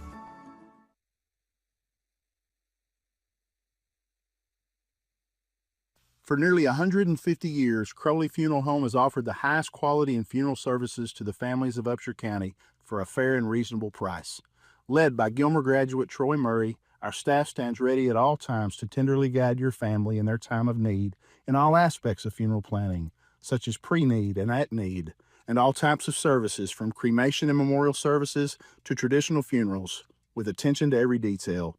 At Crowley Funeral Home, we've been treating families as our own since 1883.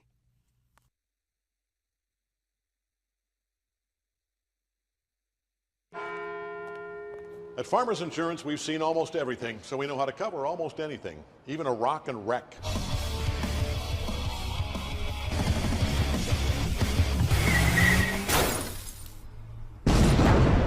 Yeah! He rocked and rolled right into it, but we covered it. At Farmers, we know a thing or two because we've seen a thing or two. We are farmers. Bum, bum, bum, bum, bum, bum.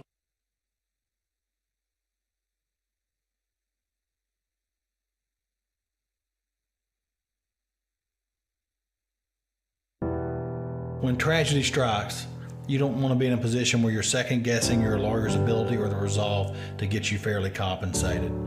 When you hire Goddard & Young, you know you're hiring a law firm that has nationally ranked settlements and verdicts. We have over 2 decades of experience holding 18-wheeler companies accountable for their negligent action. Don't make the mistake of hiring anybody else. Hire the best. Hire Goddard & Young.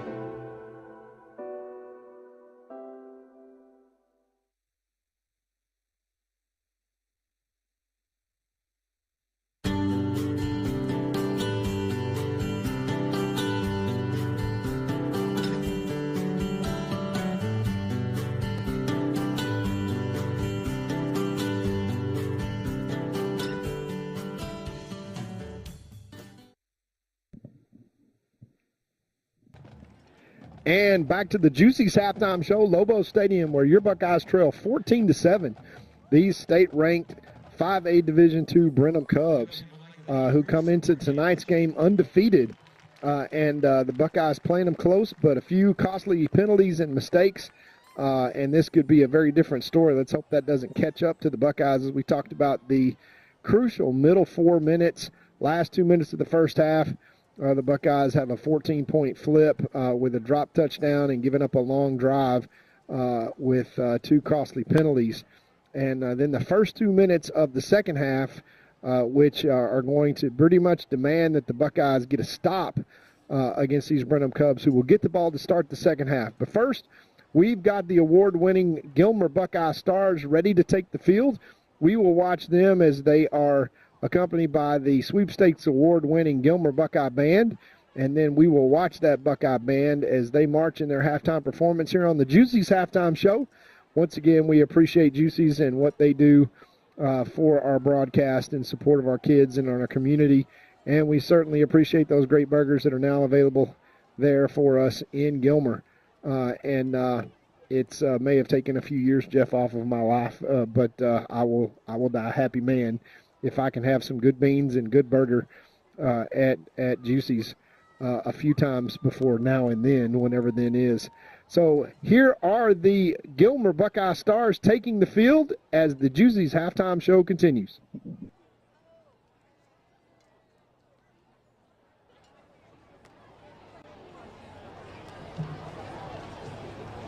Ladies and gentlemen, introducing the award-winning Gilmer High School Stars Drill Team, directed by Donna Lane and Taylor Rohde.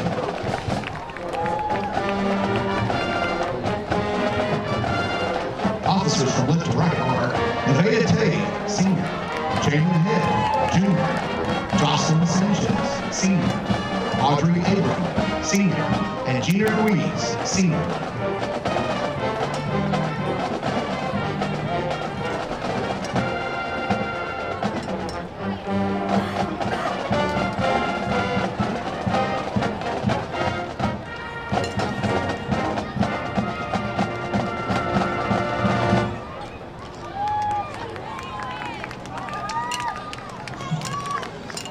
Star of the week is Alina Sorona. The stars perform a fun, colorful Moroccan routine to Fireball.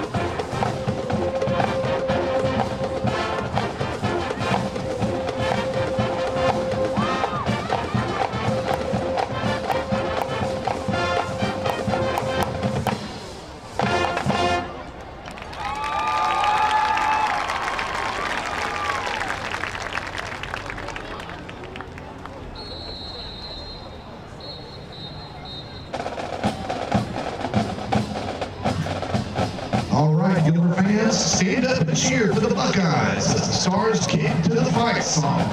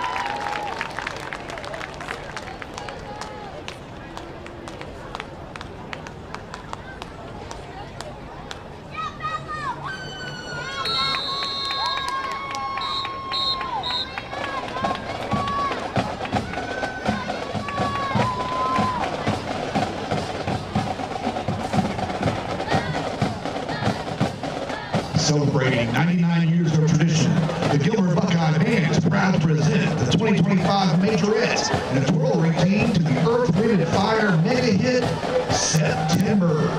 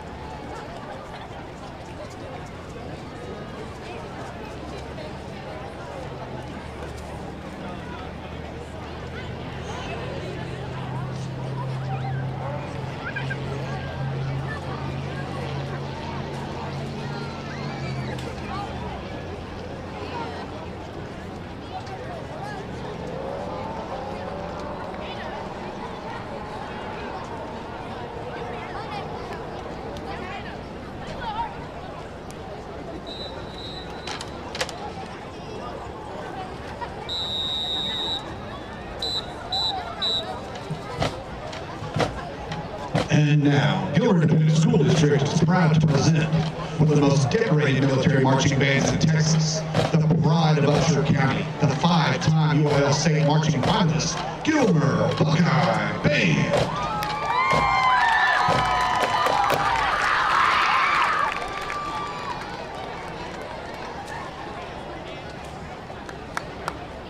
Under the field command of senior drum majors Carter Garman and Genesis Sanchez, with featured twirler Aiden Sanchez. The band steps off to Sweet Land of Liberty Fanfare by Sachinsky, Cyrus the Great, an Emblem of Freedom by King, and God of Our Fathers, arranged by Ward.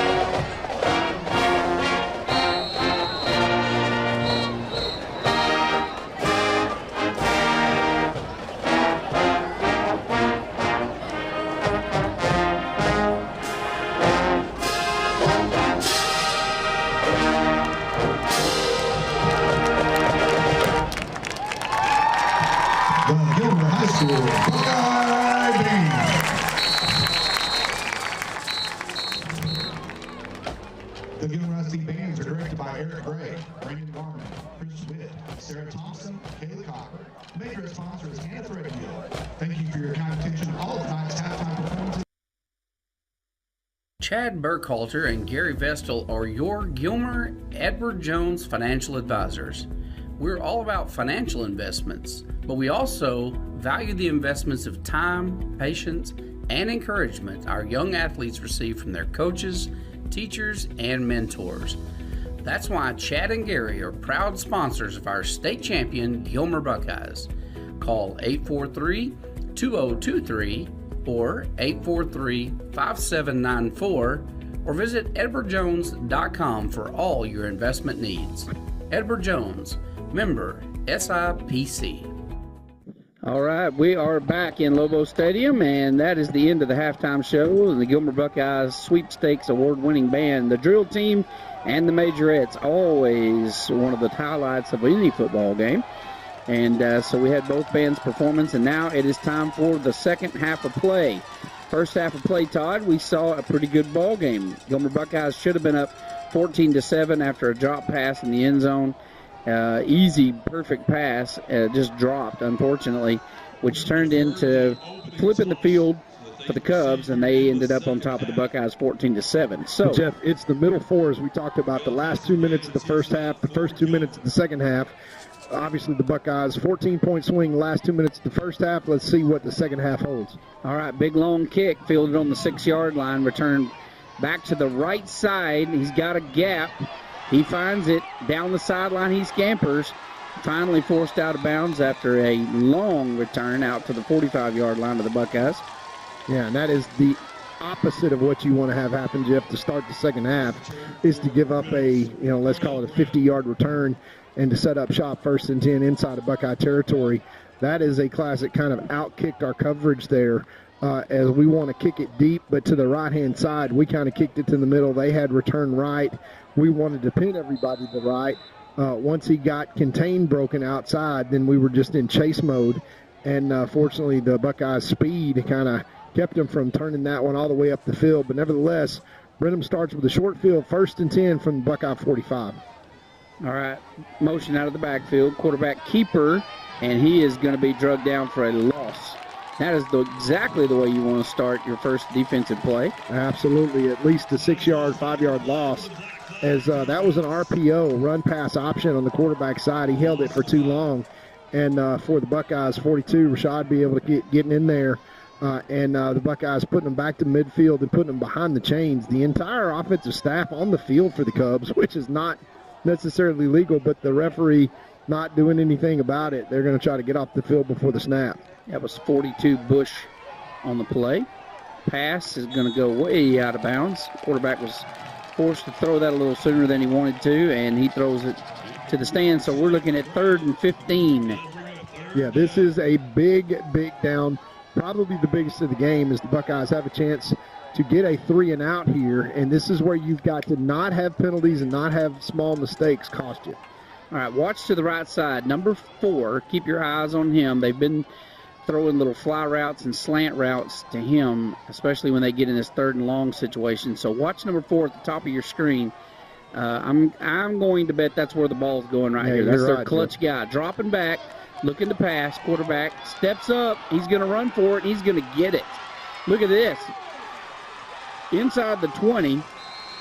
and to the 19, and he just saw green grass and went for it. Yeah, all we did was just give him a lane, Jeff, as our pass rush was not staying in our lanes there. And we give up a big first down on 3rd down and 15, and there's another middle 2-minute mistake there by the Buckeyes. All right, number 3, unbelievable. Hagler had this guy dead to rights for probably a loss of a yard. I don't know how he got out of the clutches of that big man, but he did, and turned that into a big gain and another first down. So with 2 big plays, where it was 3rd and 15, these guys are sitting here potentially going to score, and they do. Touchdown. Unbelievable turn of events in the last 3 plays. Yeah, middle 4, Jeff. The middle 4 minutes of the game as the Buckeyes literally have a 21-point swing as 14-7 Buckeyes turns into 21-7 Brenham, all in the middle 4 minutes of the last 2 minutes of the first half, which was a 14-point swing. And a 3rd down and 15. Buckeyes have their opportunities, but this is the stuff that gets you beat in ball games. And the Buckeyes, unfortunately, learning it the hard way as the extra points left to come. And it blocked. So that's not going to be good. So that's excellent. That brings the score to a 20-7 with 10:27 left to play. We'll be right back after these messages.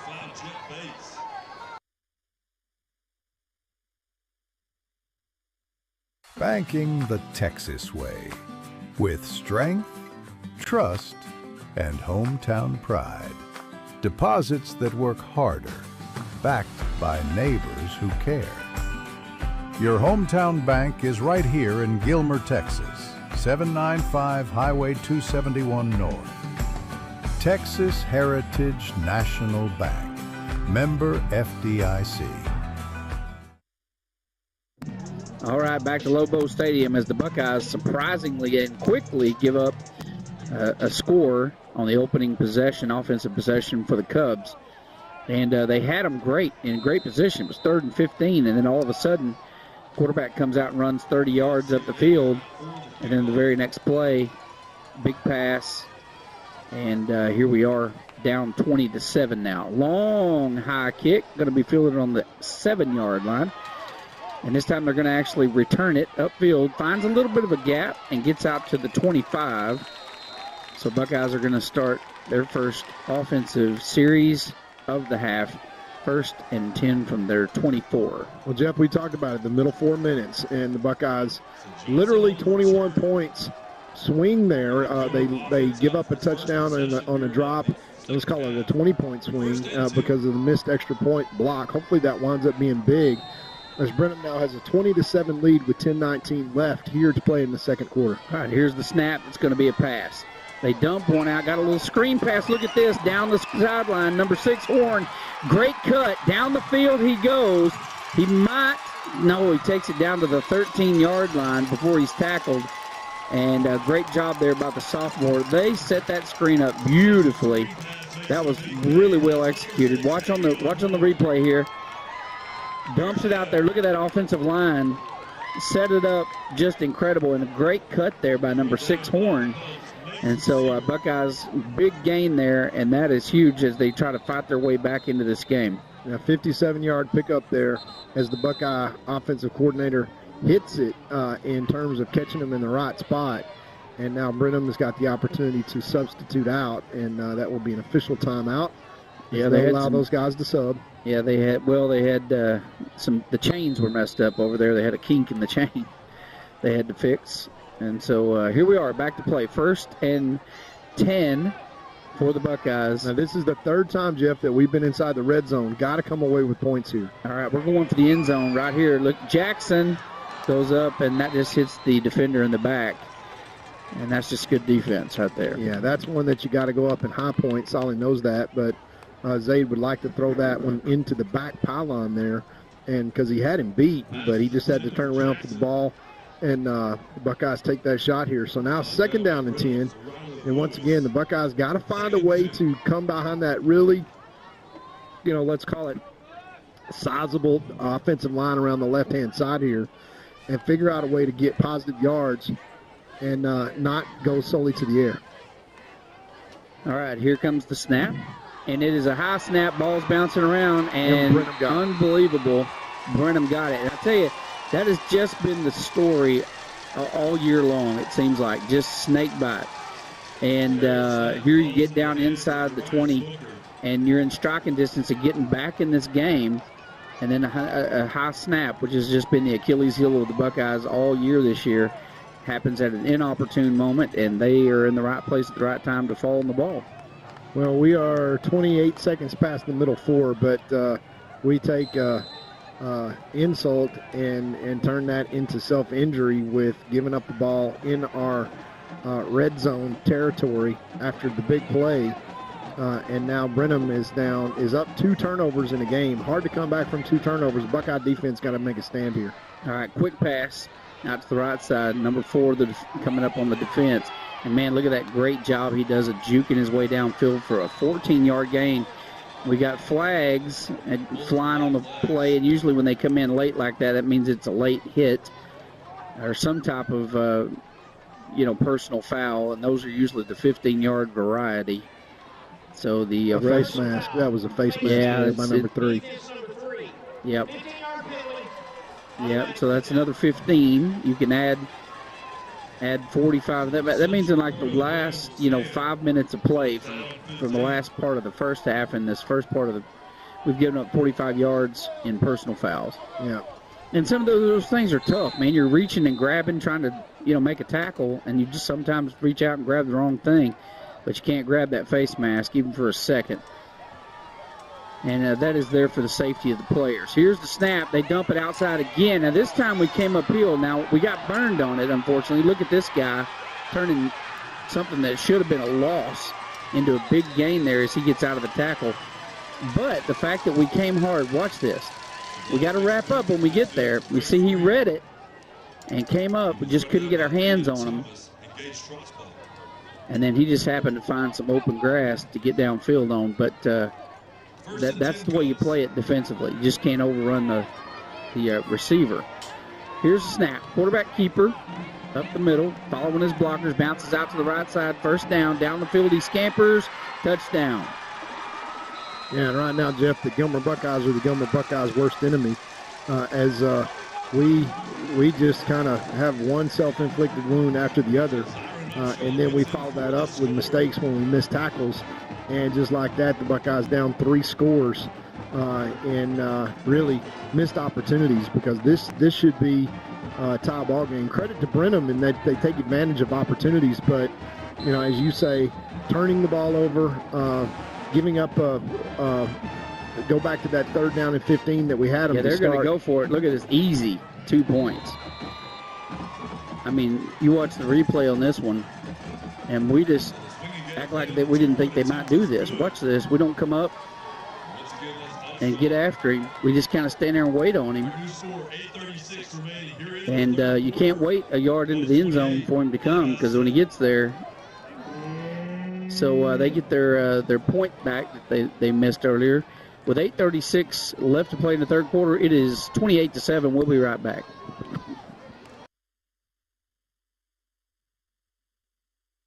Need an oil change? Try the new Buckeye Express Lube, 1 mile from Gilmer on Highway 300. Oil and filter changes, fluid top-offs, multi-point inspections, and tire rotation and repair are just a few of the services they offer. Best of all, you can watch TV and enjoy a complimentary snack while you wait. Jason Horton, a former Marine, thank you for your service, has over 30 years of experience in the business and guarantees the best service in town.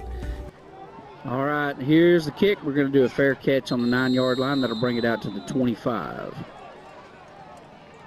So Missouri Johnson with the fair catch. And so let's see if the Buckeye offense can get going. You're down 3 scores as they get the 2-point conversion to get that extra point that they had blocked earlier. And so we got 75 yards to go. Plenty of time left in this game. The Buckeyes can fight their way back into it, just need some big plays. 2 receivers to the left, 2 to the right, 1 back in the backfield. Here we go from the shotgun. Here's the snap. They're going to hit it, Horn coming out of the backfield. And if he would have cut inside on that one, he would have got a little bit more yardage. He had linebackers coming, but he would have picked up another probably 5 or 6 out of that. If you watch him, there wasn't much over there on the sideline. They're going to get 3 on that play, so that'll be 2nd and 7. They did manage to get out of bounds to stop the clock. That's with the pace of this game and the way that it's been played and long drives from the Buckeyes. We're not going to get very many possessions. We don't have much room for error now. All right, they're all over him. Big number 11 comes from that right side over there and wraps up Horn as soon as he gets the ball. And he had no chance on that one.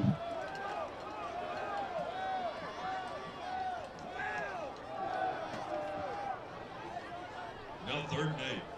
And I'm not sure how he got around that big left side of the Buckeye line, but he did get down there.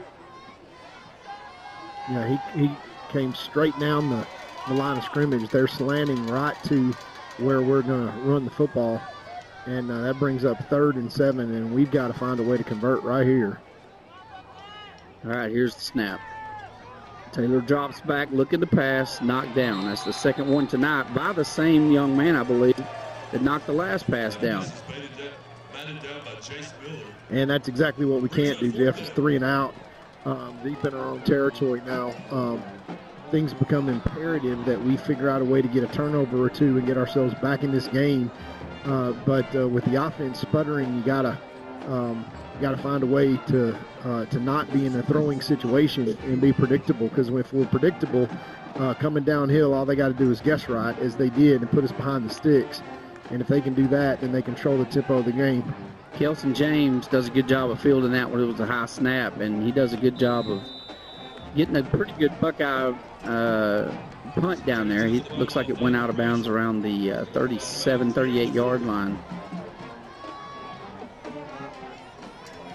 Yeah, so up to the defense now, Jeff. What we cannot do is come up and give away a 4-play, 56-second drive like we did on the last possession. Because we're down 3 scores right now. We're going to have to hold Brenham at 28 points and hope for a turnover or 2 and find a way to get this offense to kind of catch fire. A turnover, a pick 6, something on the defensive side would certainly help. But Brenham has all the momentum offensively right now as they've scored the last 3 times they've touched it. Here's the snap. Quarterback drops back, launches one downfield, got a man open. He catches it. And he is going to take this one to the house. Another touchdown. Unbelievably, how fast the momentum can shift. And this looks more like what we expected, honestly, coming into this game from I told you I was extremely impressed that the Buckeyes were playing this bigger team. 5A Class 2 team ranked 7th in their division.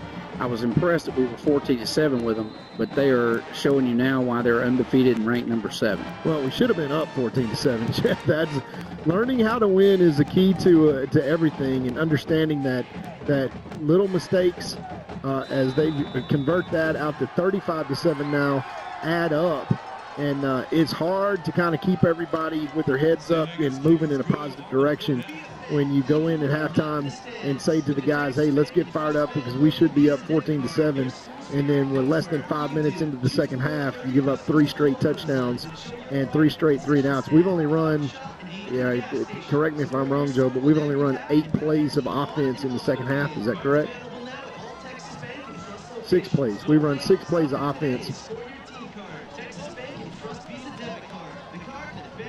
Yeah, they've scored 3 touchdowns in 2 minutes and 39 seconds of possession, a 4-play drive in 56 seconds, and then a 1-play drive with that touchdown pass.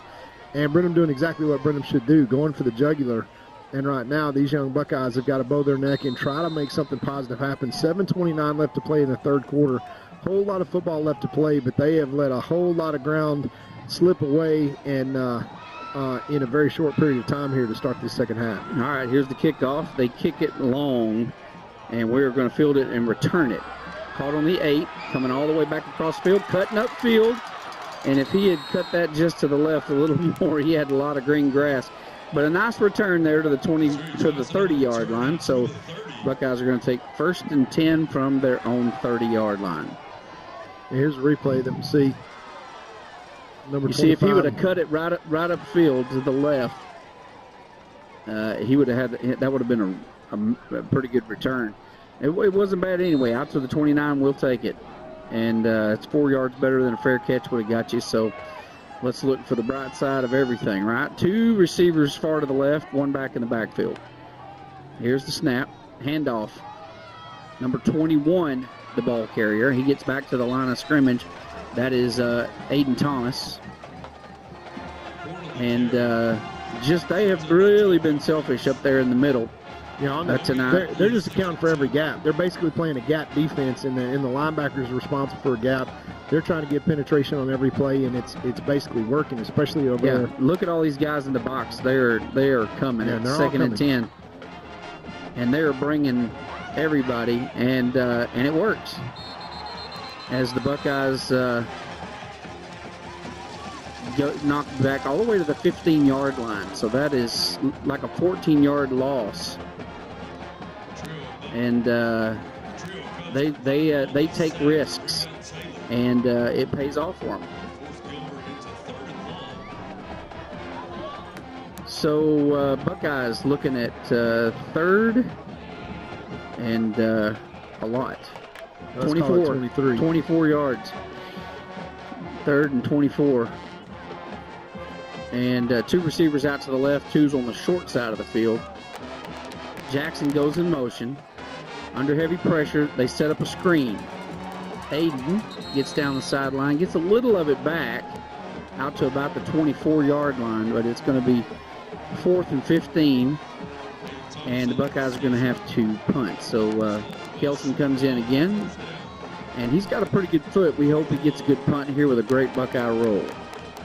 Well, the Buckeyes need to find something that they can cling to positive because that drive went backwards.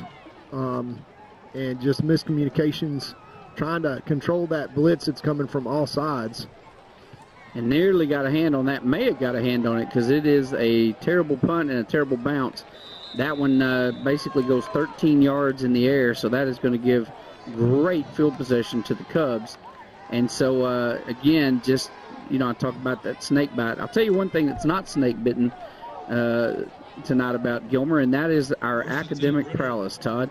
I want to say congratulations once again to the Buckeyes.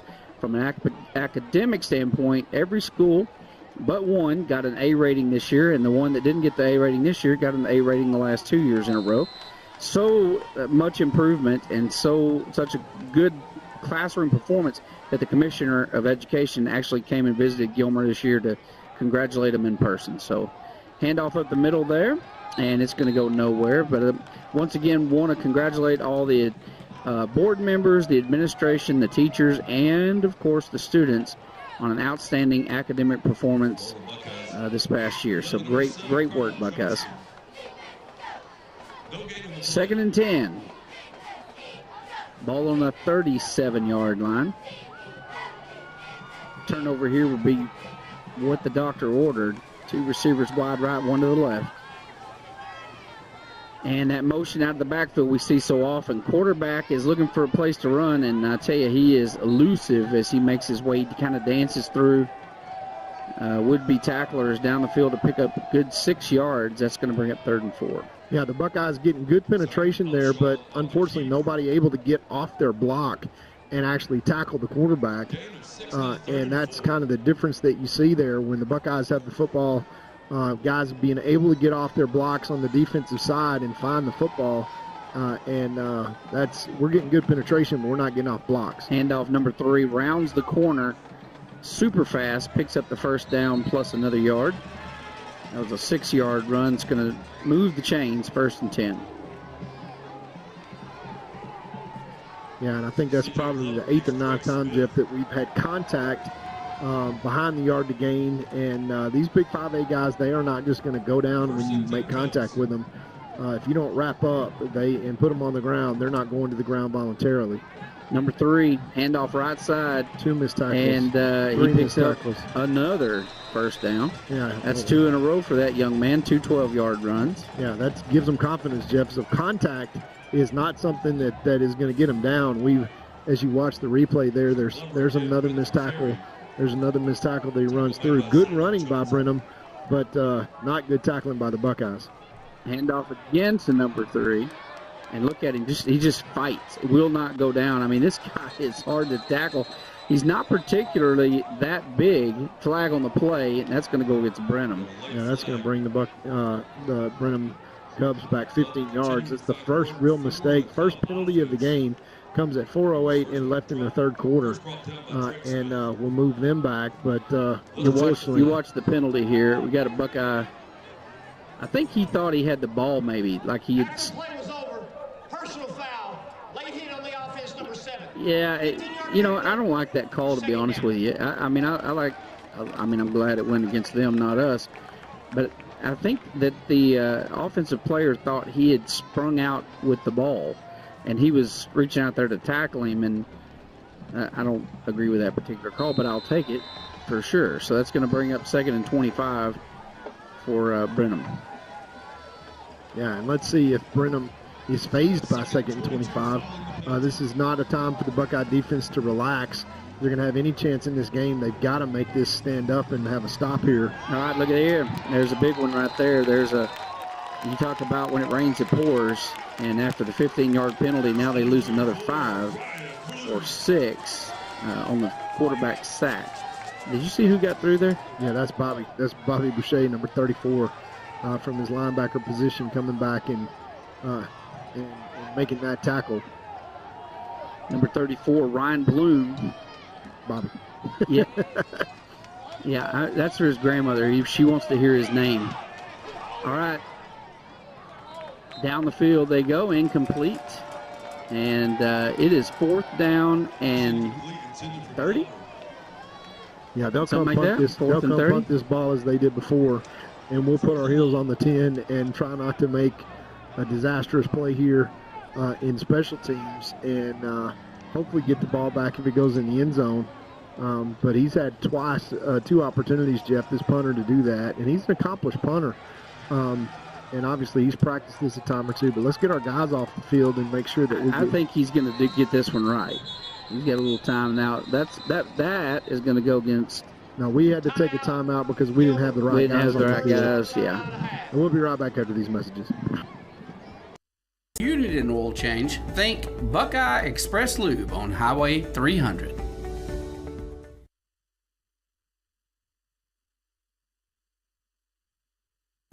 It's gonna be alright. How can you tell? I feel it in my heart. It's gonna be okay. Juicy's Burgers, serving you for over 40 years.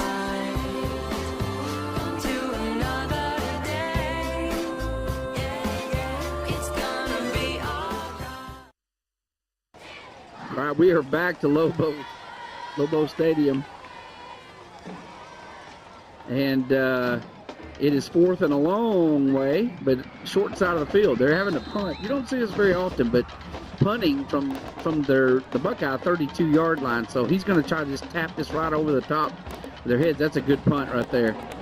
And that is going to pin the Buckeyes inside the 10 on the 8-yard line. And that was a good punt. Yeah, we decided to go for a block there, Jeff, and luckily we didn't rough the kicker. That was the broadside. The not so broadside is that we are still, let's call it 93 yards away from attempted respectability here with 3:07 left. We basically got a college quarter left to play. 15 minutes and 7 seconds left in this game. We're down 4 touchdowns, and for the Buckeyes to come back, pretty much Brenham can't touch the ball again. We're going to have to score quickly, get some onside kicks here, and turn the momentum in a massive way. All right, nice jet sweep coming around the right side, and they get off their blocks and get back there and they knock that down to a 3-yard gain. It looked like it was setting up well right there, but he just gets off his blocks and makes a good tackle. 2nd and, they'll back it up a little bit. We'll say 2nd and 8. From the 9-yard line. 91 yards to pay dirt. Here's the snap. Dropping back. And overthrown, intended for Trosbach. Yeah, he was riding him. He was riding him all the way there, but we're just not going to get any flags. Yeah, referee is kind of grateful for a 7 o'clock start here, but it brings up an incomplete pass and now puts us behind the chains. So we are 3rd down and 8, and now we're going to have to throw the football. 3rd and 8 from their own 9-yard line. Here's the snap. Drops back, going long, down the sideline. Well, that's got to be interference. And that has got to be, yes it is. There's the flag. Interference, that'll be 15 yards and a first down. And that's exactly what the coaches hope for. When they throw that pass, there's a couple of things that can happen. 1, an incompletion. 2, a completion. And number 3, and that's what you really hope for there is pass interference. And that particular route calls more interference plays than any other. It's hard as somebody in the secondary to cover that route. It's just a straight out foot race, and it's hard to turn around and look back for the ball. Yeah, we're lined up off sides right now. Thank you, Trace. Get back on sides. Bring up 1st and 10. Bails out the Buckeyes on 3rd and long. 2:23 left to play in this 3rd quarter. Buckeyes down 35-7. We got to figure out a way to get the pay dirt. All right, handoff, right side. And I'll tell you, one of the things we're doing here, you see Horn take that ball, running east and west instead of north and south. As soon as you get it, you got to turn up behind those blockers. You're giving that defense, who is really pressing. That's a 2-yard loss. And we're also running to the right-hand side, to the field side, so we got an extra defender out there called the sideline, and that one's just not one that we're going to effectively do to the short side of the field with all those guys coming downhill. All right, 2 receivers wide to the left. Here's the snap. Fakes the handoff. Dumps one out there. We're going to pick up about 3 yards on the play. It's going to bring up 3rd and 9. I tell you, those guys, one thing that Brenham has done a great job of, you talk about pursuing the ball. They get to the ball in a hurry. Yeah, they fly to the ball, but they come downhill, Jeff. They're playing defense aggressively, and they're playing gap sound, which means that every single gap has a guy that's filled it and is filling it fast in the line of scrimmage, and they stay in their lane. You saw the quarterback scramble that they had earlier in the game where we blew. Now watch them come here. All right, Taylor running, left side, down the field he goes, gets hit hard right at the 1st down marker. If they give him the 1st down, it's going to be generous. After the shot he took, I think he deserves it. He is laid out on the field. We're going to take a commercial break. We'll be right back.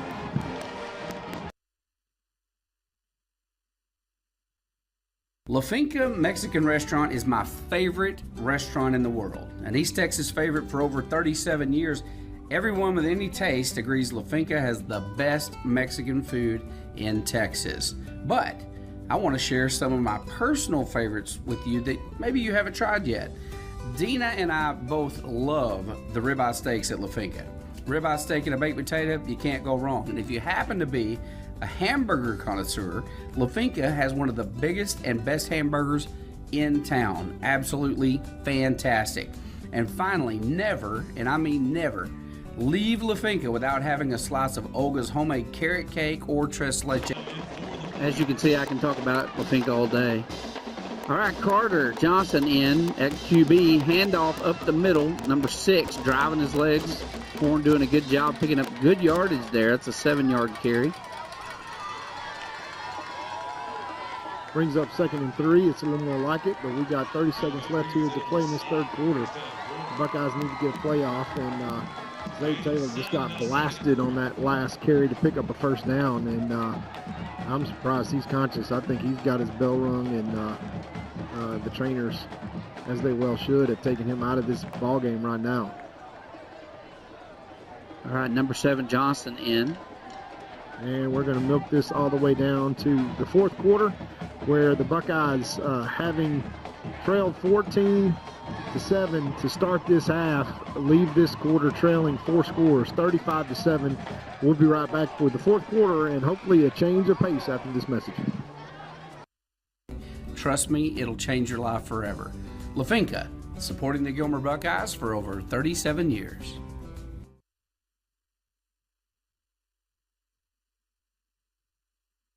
Feeling under the weather, Buckeye fans? Come on down to Core Health Systems at Community Health Corps, 101 West Madison Street in Gilmer.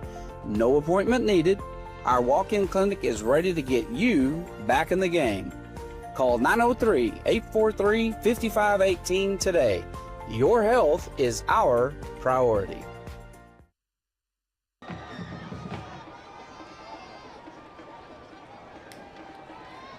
And back to the action here to start this fourth quarter as the Buckeyes down 4 scores, 12 minutes left. And, Jeff, I think it's safe to say for us to have a chance in this game, we're going to have to score quickly, and we cannot allow the Brenham Cubs to have a single possession here in this fourth quarter. The Buckeyes are going to have to execute, and get really lucky, too, to get back in it. But momentum is a strange mistress, and we will see if the Buckeyes can't grab a hold of her and make her do what we want right now. All right, handoff goes nowhere as they come all the way from the right side. At number 13, he is really coming in that backfield and messing up the rhythm of the run and doing a good job of it. Yeah. There And again, Brenham doing a little bit of the unexpected tonight as the Buckeye offensive line, not expecting to see guys coming from all directions. And that's one thing that the Brenham Cubs have done after watching last year's film is they just decided they needed to get penetration. And they have tonight with at least 6 guys coming on every single play, all gaps accounted for. And they've really played a sound defense and dared the Buckeyes like they got man-to-man right now all over the field. And that means everybody else is coming. All right, here's the handoff, fakes the handoff, and fumbles. And Brenham has the football. Are they going to give it to Gilmer? That is going to be very generous because are they going to say it's incomplete pass? He was coming forward. Yeah, they are. Yeah, they are. They're going to give it to us. I think that was merciful. Yes, very. Honestly, and the refs kind of giving us a little bit of a break here. They gave us the first down earlier with Taylor, as I think he might have been. It was close, the first down marker. They gave him the benefit of the doubt, and right there, probably a fumble, but they're going to call that say he was forward. Low snap, because they're coming hard, and a nice punt there by Kelson. And it takes kind of a neutral bounce, but down to the 19-yard line. Nice job there by the punter for Gilmer. And starting the fourth quarter with 10:55 left to play in this game, leading the Buckeyes 35-7. The Cubs have the ball again.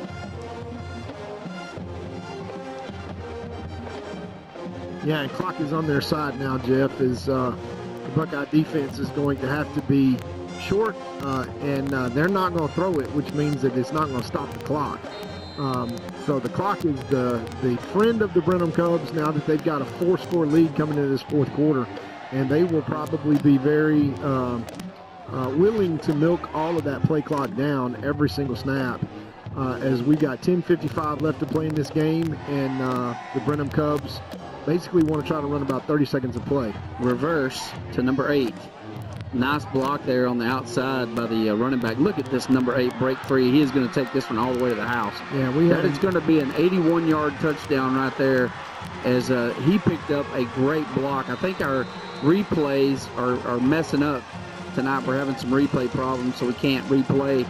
But, boy, he picked up a great block out there on number 14 for the Buckeyes, and that set that one free. That's just a great job by the receiver. Yeah, we had him dead to rights as Trey Lee had him dead to rights, stopped dead in the backfield about 6 yards behind the line of scrimmage, and he just cut up and stayed elusive, and the Buckeyes kind of watched him run away.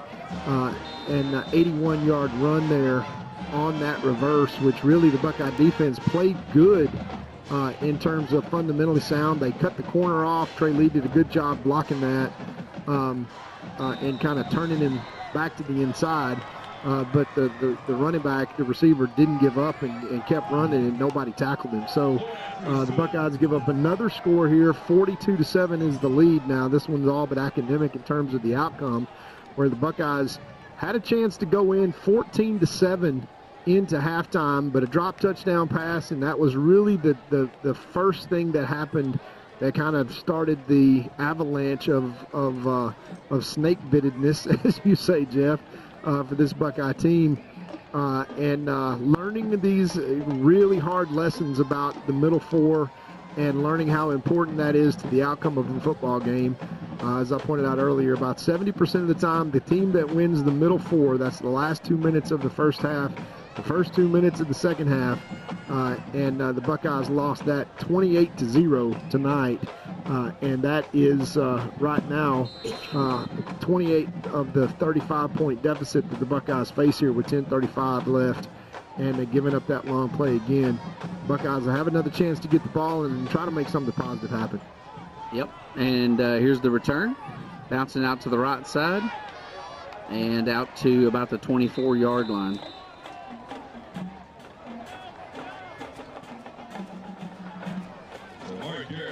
And the Buckeyes, Joe just sent me a text here, and he says losing these 4 games in a row that we've lost were to 4 awesome teams. And if you wonder how awesome are they, not only are they big, 4A Division I, and this one 5A Division II. These 4 teams that we played were 18-2 coming into tonight's games. Oh, they're going to be a lot more than that tonight. It'll be like 22-2. Yeah. We were playing some phenomenal teams, and that's the third ball batted down tonight. That was big number 70 that got his hands up and blocked that one. So 2nd and 10 for the Buckeyes. Stops the clock. Obviously, we're in a throwing situation. Zaid's out of the ball game, and Carter's in the ball game. He is a throwing quarterback, but valuable experience for him is hopefully we don't need him a whole lot when district play resumes, and we can keep Zaid healthy. He's also the leading running back from last year, so his talent with his feet, not only with his arm. Carter is a passing quarterback. Handoff up the middle, and nowhere to go. Back to the line of scrimmage. That's going to bring up 3rd and 10 for the Buckeyes. And this is now a passing down, as we'll click down under 10 minutes left to play in this game. And the Buckeyes, deep in their own territory, now are forced to convert a 3rd and 10.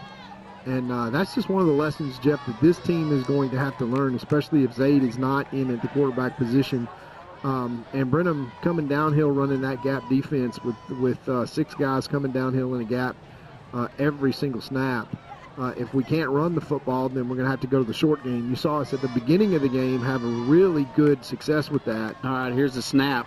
Going long, he throws a duck, and that is going to be intercepted by Brenham. And that ball just never had a chance. It was just wobbly and down the field. And so they're gonna turn over there. That's like a long, a good punt, I guess, on 3rd down. That would be like a quick kick or something of that nature. We have a bye next week, folks. There will be no football played in Gilmer. And then the following week, we're going to start our district play. We got a tough district this year. Got to play Pleasant Grove, and Pleasant Grove's they're the real deal. You got Van, who's outstanding this year. You got Pittsburgh, who's got a pretty good team. Who else we got? Who am I missing? Todd? We're missing. We said Van already. We're missing North Lamar and Spring Hill. North Lamar and Spring Hill. So you got some tough teams in districts. Not going to let up, folks. If you like football, there's going to be a lot of good football played. But hopefully the Buckeyes will be able to. It looked like they were offsides. They're handoff to number 10, and we got a Buckeye helmet rope. We do have a flag on the play. Hopefully that's going to be offsides on Brenham. And it looked like they were more than a little bit offsides, and they're going to go backwards on that. But speaking of district play, Jeff, first of all, everything goes back to 0-0. So as discouraging as these last 4 ball games could be, this one's a little bit tough because the Buckeyes for 1 quarter and 10 minutes played outstanding football, but they did the same thing against Chapel Hill, leading at halftime.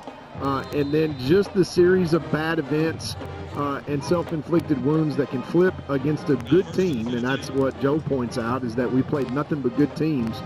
And again, that's by design, as we see another rush up the field, as these Brenham Cubs are going to play some guys that are going to have some tough yards and force us to defend. But Jeff, that's the name of the game, is to expose those little things so that you can use them as teaching moments. A young team for the Buckeyes, and I think that it's safe to say that at least now we've kind of got the guys on the right seats on the bus. What I mean by that is it kind of starts up front on the trenches. Young offensive line that really had a test handed to them tonight with a hard-charging Brenham defense that was coming downhill all night long and using all the gaps. And another rush over to the right side, staying on his feet. And 9 yards on that one. Going to be maybe 10. They're going to move the chains. Yeah, he's going to say you got 10. Nice run there. It's been a rough year. I mean, we've played some great teams. We really have played some great teams.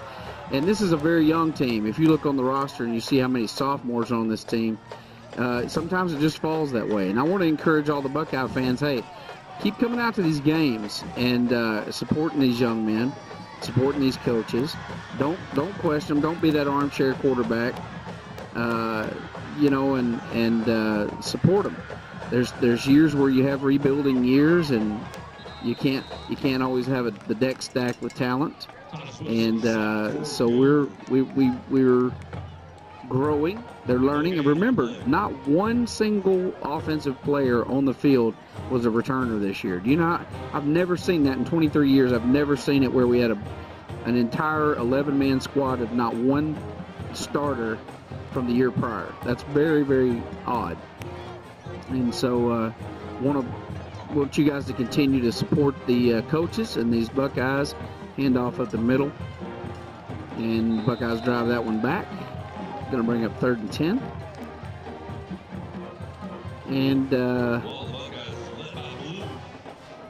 let's stay positive and remember, we're all in that army of Buckeyes. We want to keep supporting these folks. Well, bye week coming up. We'll be able to look our wounds a little bit, Jeff, and get healthy. And let's hope that Zaid is okay and good to kind of remove him for the rest of the game. Obviously, this one got quickly out of hand in that middle 4, and then bad turn to worse. But we want to stay healthy. We want to be in a situation where and we got a pass interference call. Yeah, we don't turn around and look at the ball, so that's going to be interference against the Buckeyes. Yeah, they 1, 2, 3 flags down. Everybody that's got somebody a flag, else throw a flag. If you're wearing a yellow sock right now, please throw it on the field. Not enough yellow. So that's just what happens when we don't turn our heads. And certainly the Buckeyes got penetration there and got pressure on the quarterback, but a pass interference call is going to move this one down 15 yards and give Brenham a first down as they took their shot. And 6:45 now left to play in the game. And Brenham's going to have the ball 1st and 10 at the Buckeye 28. And let's see if the Buckeyes can hold them out of the end zone and keep them from scoring. New quarterback in, by the way, Jeff, for the Brenham Cubs. Yeah, he's been in this entire series. Here's the handoff. Number 10 up the middle.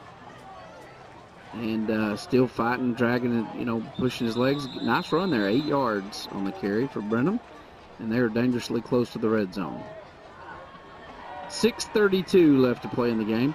And Brenham just taking their time, trying to run the clock, keeping the ball on the ground. Yeah, as we say, Jeff, for the Buckeyes, it's about get healthy. It's about flush the first half of the season, the first phase. Certainly everything that can be exposed got exposed. I do think one positive in all seriousness is I think we got the right positions now. We know where everybody's going to play going into district.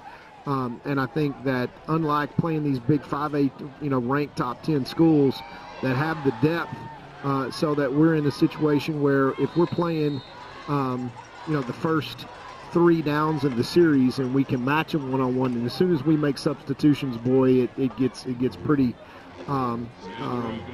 obvious where they've got, depth issues over us. And you expect that with a 5A school that's ranked. But in terms of also learning how to win, just learning, because this was an absolute ball game that came down to 3 plays. Otherwise, we've got a 14-7 lead going in at halftime. And again, we look at the Chapel Hill game where we had a 7-point lead going in at halftime. We had Lindale. We had a lead going in at halftime. And if we're punching above our weight class you've got to keep executing as Brenham gets down now at that run, the first down, and set them up first and goal inside the 5. But first of all, you can't have self-inflicted wounds. That's the first thing that you learn with a young team. Secondly, you learn to recognize those plays that are really going to matter, like 3rd and 15 when you got them if you get them off the field with 2 scores down and we give up a 30-yard gash because one guy didn't stay in his lane. Everybody absolutely has to do their jobs, and when the young guys are in, they got to do their jobs too. And it's like you said at the top of the show, Jeff, the idea is that by the time you get to the playoffs, those young guys have had their lumps, right? They've taken their batter and bruising, their kind of quench in the fire, so that you're too deep at every position, and so that you can be solid as the Buckeye defense stands up and turns away a first and goal play. But Jeff, make no mistake, these first 5 games punching above our weight class are designed to do exactly this. You pointed out, they're not designed for us to lose 4 games. That's not the point. The point is, number 1, can we get everybody in the right spots? Number 2, can we expose exactly what we're going to need to have happen going into the games that really matter? And I think when you look at how the district sets up, we'll have a bye week. Then on the second game, or the first game of the district, we'll have Pittsburgh. That's a game that we should be very much favored to win. Gives us a little momentum. The next game we'll have is the Van Vandals. That's going to be a playoff team out of our district. That's going to be a tough game. They will remind you a lot of this Brenham team, as the Buckeye defense once again turns them away, bring up 3rd and goal from the 1.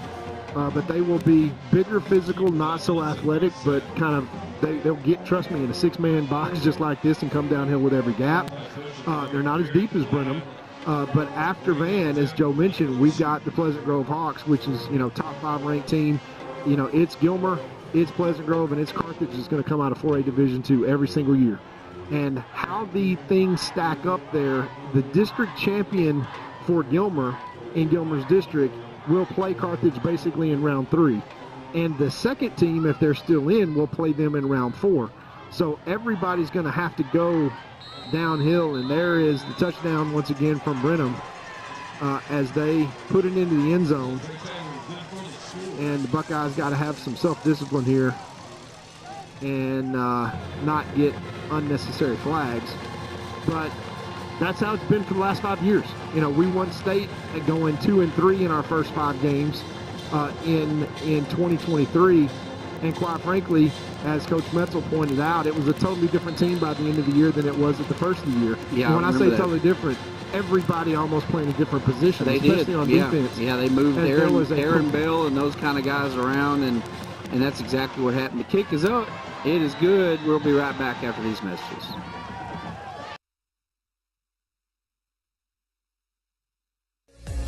Please join Jeff Rash and Alan Metzel each Monday morning for the Gilmer Buckeyes Coaches Show.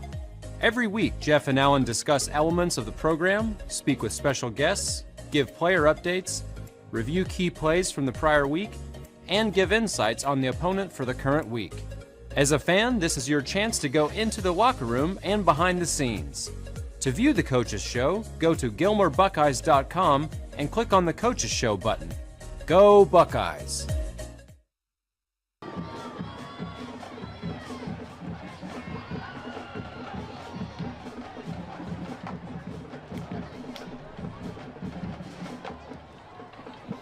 All right, we're back into Lobo Stadium where the Buckeyes have had a pretty rough night. It is 3:38 left to play in the game, and we got the Brenham Cubs 49, Buckeyes 7. So kind of a rough night.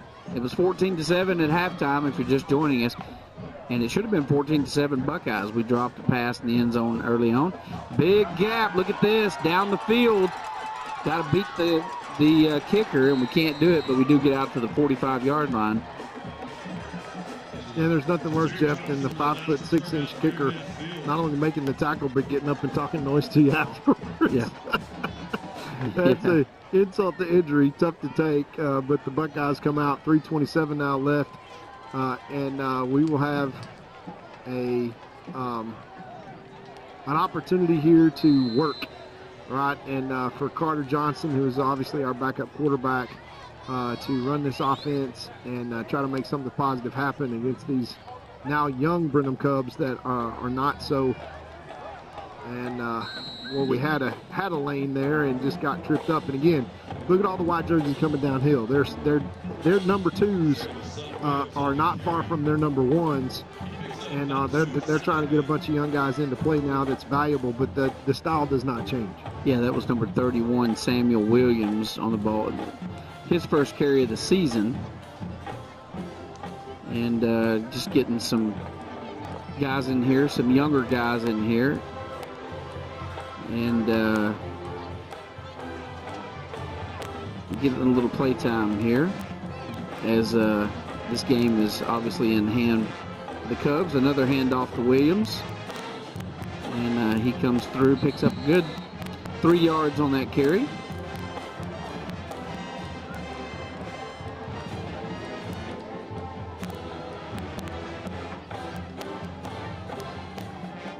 .227 left to play. 3rd down and 4 for the Buckeyes, who push it into Brenham territory. And we are about to have our 2-minute timeout. And continue to learn how to say that correctly, Jeff. Now, you've been doing pretty good. Yeah, I don't want to get a cease and desist letter from the NFL. There's our 2-minute timeout. And we'll take our final 2-minute timeout here to recognize a few of our sponsors and come right back with the conclusion of tonight's game. 2-time Hall of Fame inductees, Brent Godarzi and Marty Young. Back-to-back #1 trucking firm in the nation. Back-to-back best attorney and best law firm in East Texas.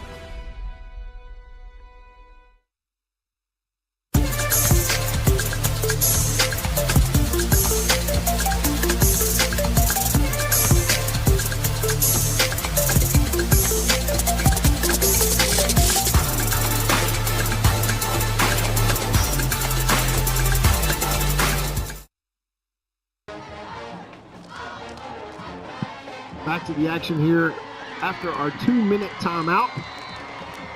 And the Buckeyes will have a 3rd down and 4 from the Brenham 47-yard line. Williams the back. Motion. Quarterback keeper, Carter Johnston, looking for something, and there is nothing there. 4th and 2. 4th and 3. So again, Buckeyes have a bye this next week. We're not going to be playing anybody. And they respot the ball, so it is 4th and 2. Obviously, we'll go for it here with 1:34 left to play in the game. And the Cubs, a very good football team this year. Yeah, undefeated, ranked top 10 in 5A Division II. And they play sound, Jeff. What I mean by that is that defensively, especially, watch them all come forward. Everybody's coming forward all the time, as we will actually pick up a 1st down. Williams does a good job picking up the 1st down there for the Buckeyes. Move the chains. But Brenham, having lost Dixon, who is their, all-state running back that rushed for over 200 yards against us in the first half last year, the Buckeyes still managed to win that game, but we're just glad that he got tired. But Dixon is down at a preparatory school now in the Houston area after moving from Brenham, and he is one of the highest ranked and highly recruited running backs in the 2027 class, and very talented. But Brenham showing that they've got depth. As Williams takes another handoff. Yeah, I'm going to click this down under 40 seconds, and this will probably be the last play of the game. If we don't have to start the play clock again, this will be the last play of the game. And so the Buckeyes, who were in this one and maybe even in control of this one up until about 2 minutes left in the first half.